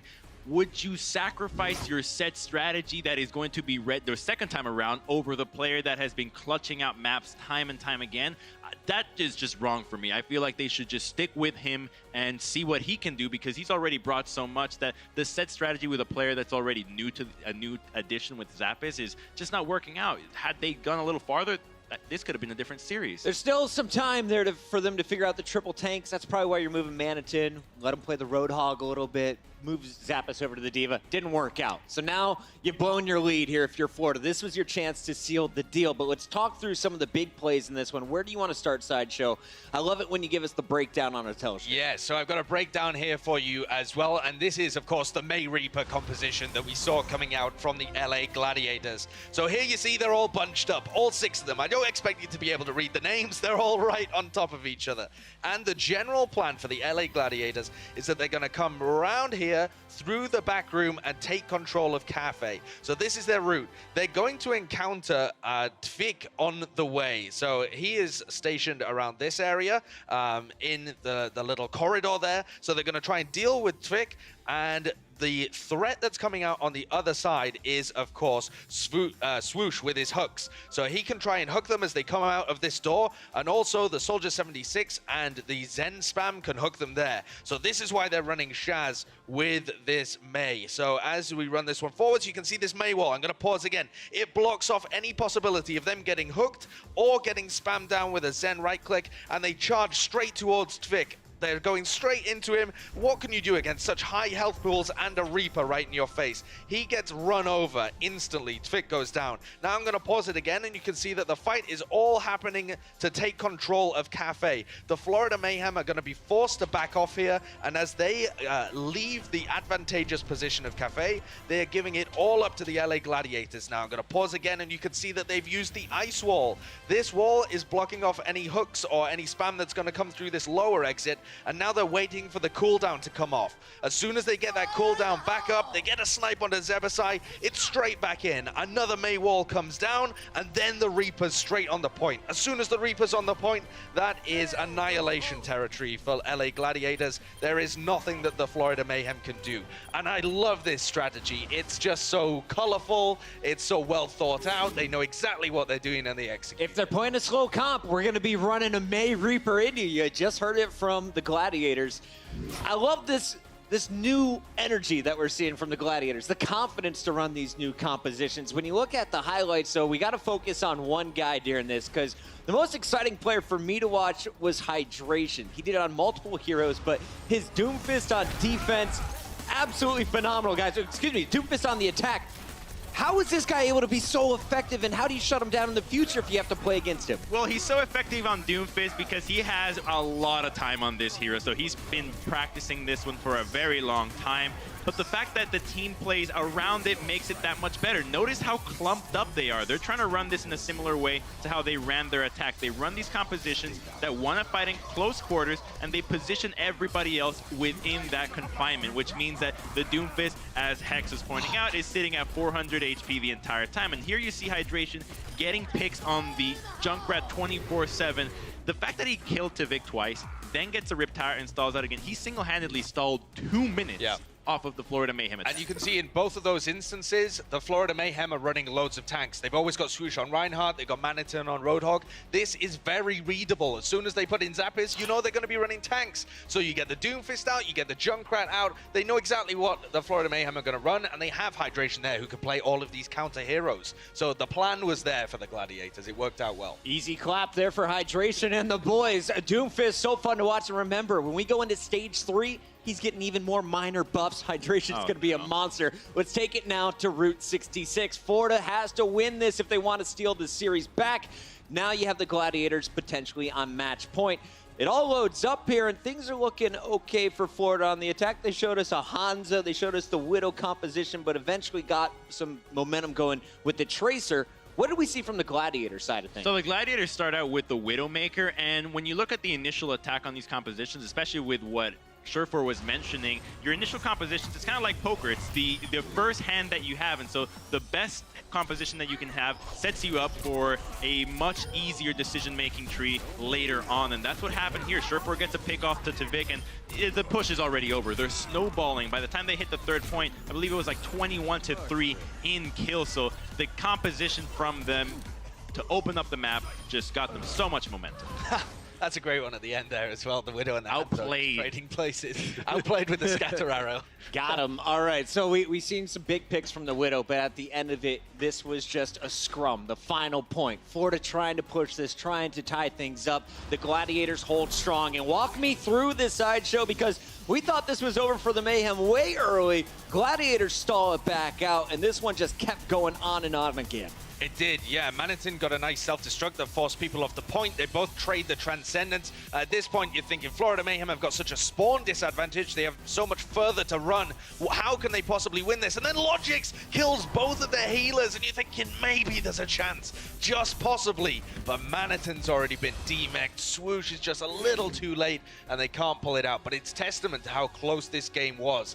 That if, say, Volskaya doesn't end in a draw and instead goes to Florida, say they're able to pull out some different strategy on Hollywood or win that final fight, this game could have gone differently. It's so close between these two teams. You know, a lot of times when you look at these very close fights at the very end, it's a matter of looking at the support ultimates that get blown. And the fact that the Florida Mayhem used their Zenyatta ultimate before and then gets followed up by the Gladiators is a pretty good sign that the Gladiators are going to win that fight. So next time you look at a fight, you can always zero in on support ults, the most powerful ults in the game, really, when it comes to swinging fights. Guy who used this last typically gets the edge. It wasn't as clean as they hoped, but the Gladiators get the win, and it's time now to crown one of them as our player of the match, sponsored by Omen by HP.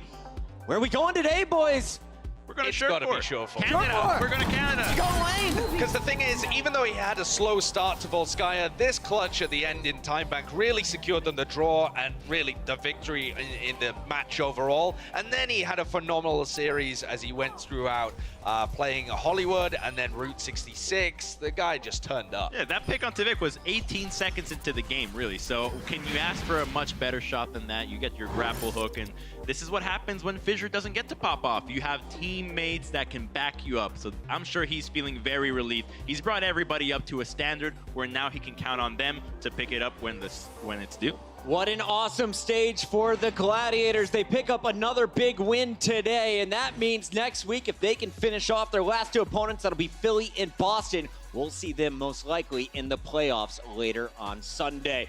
For now, though, we got to take a break. When we return, we got another big one for you. London looking for the 4-0. It's not going to be easy, though, as they're taking on the Shock and a brand new face in the roster. We'll be right back.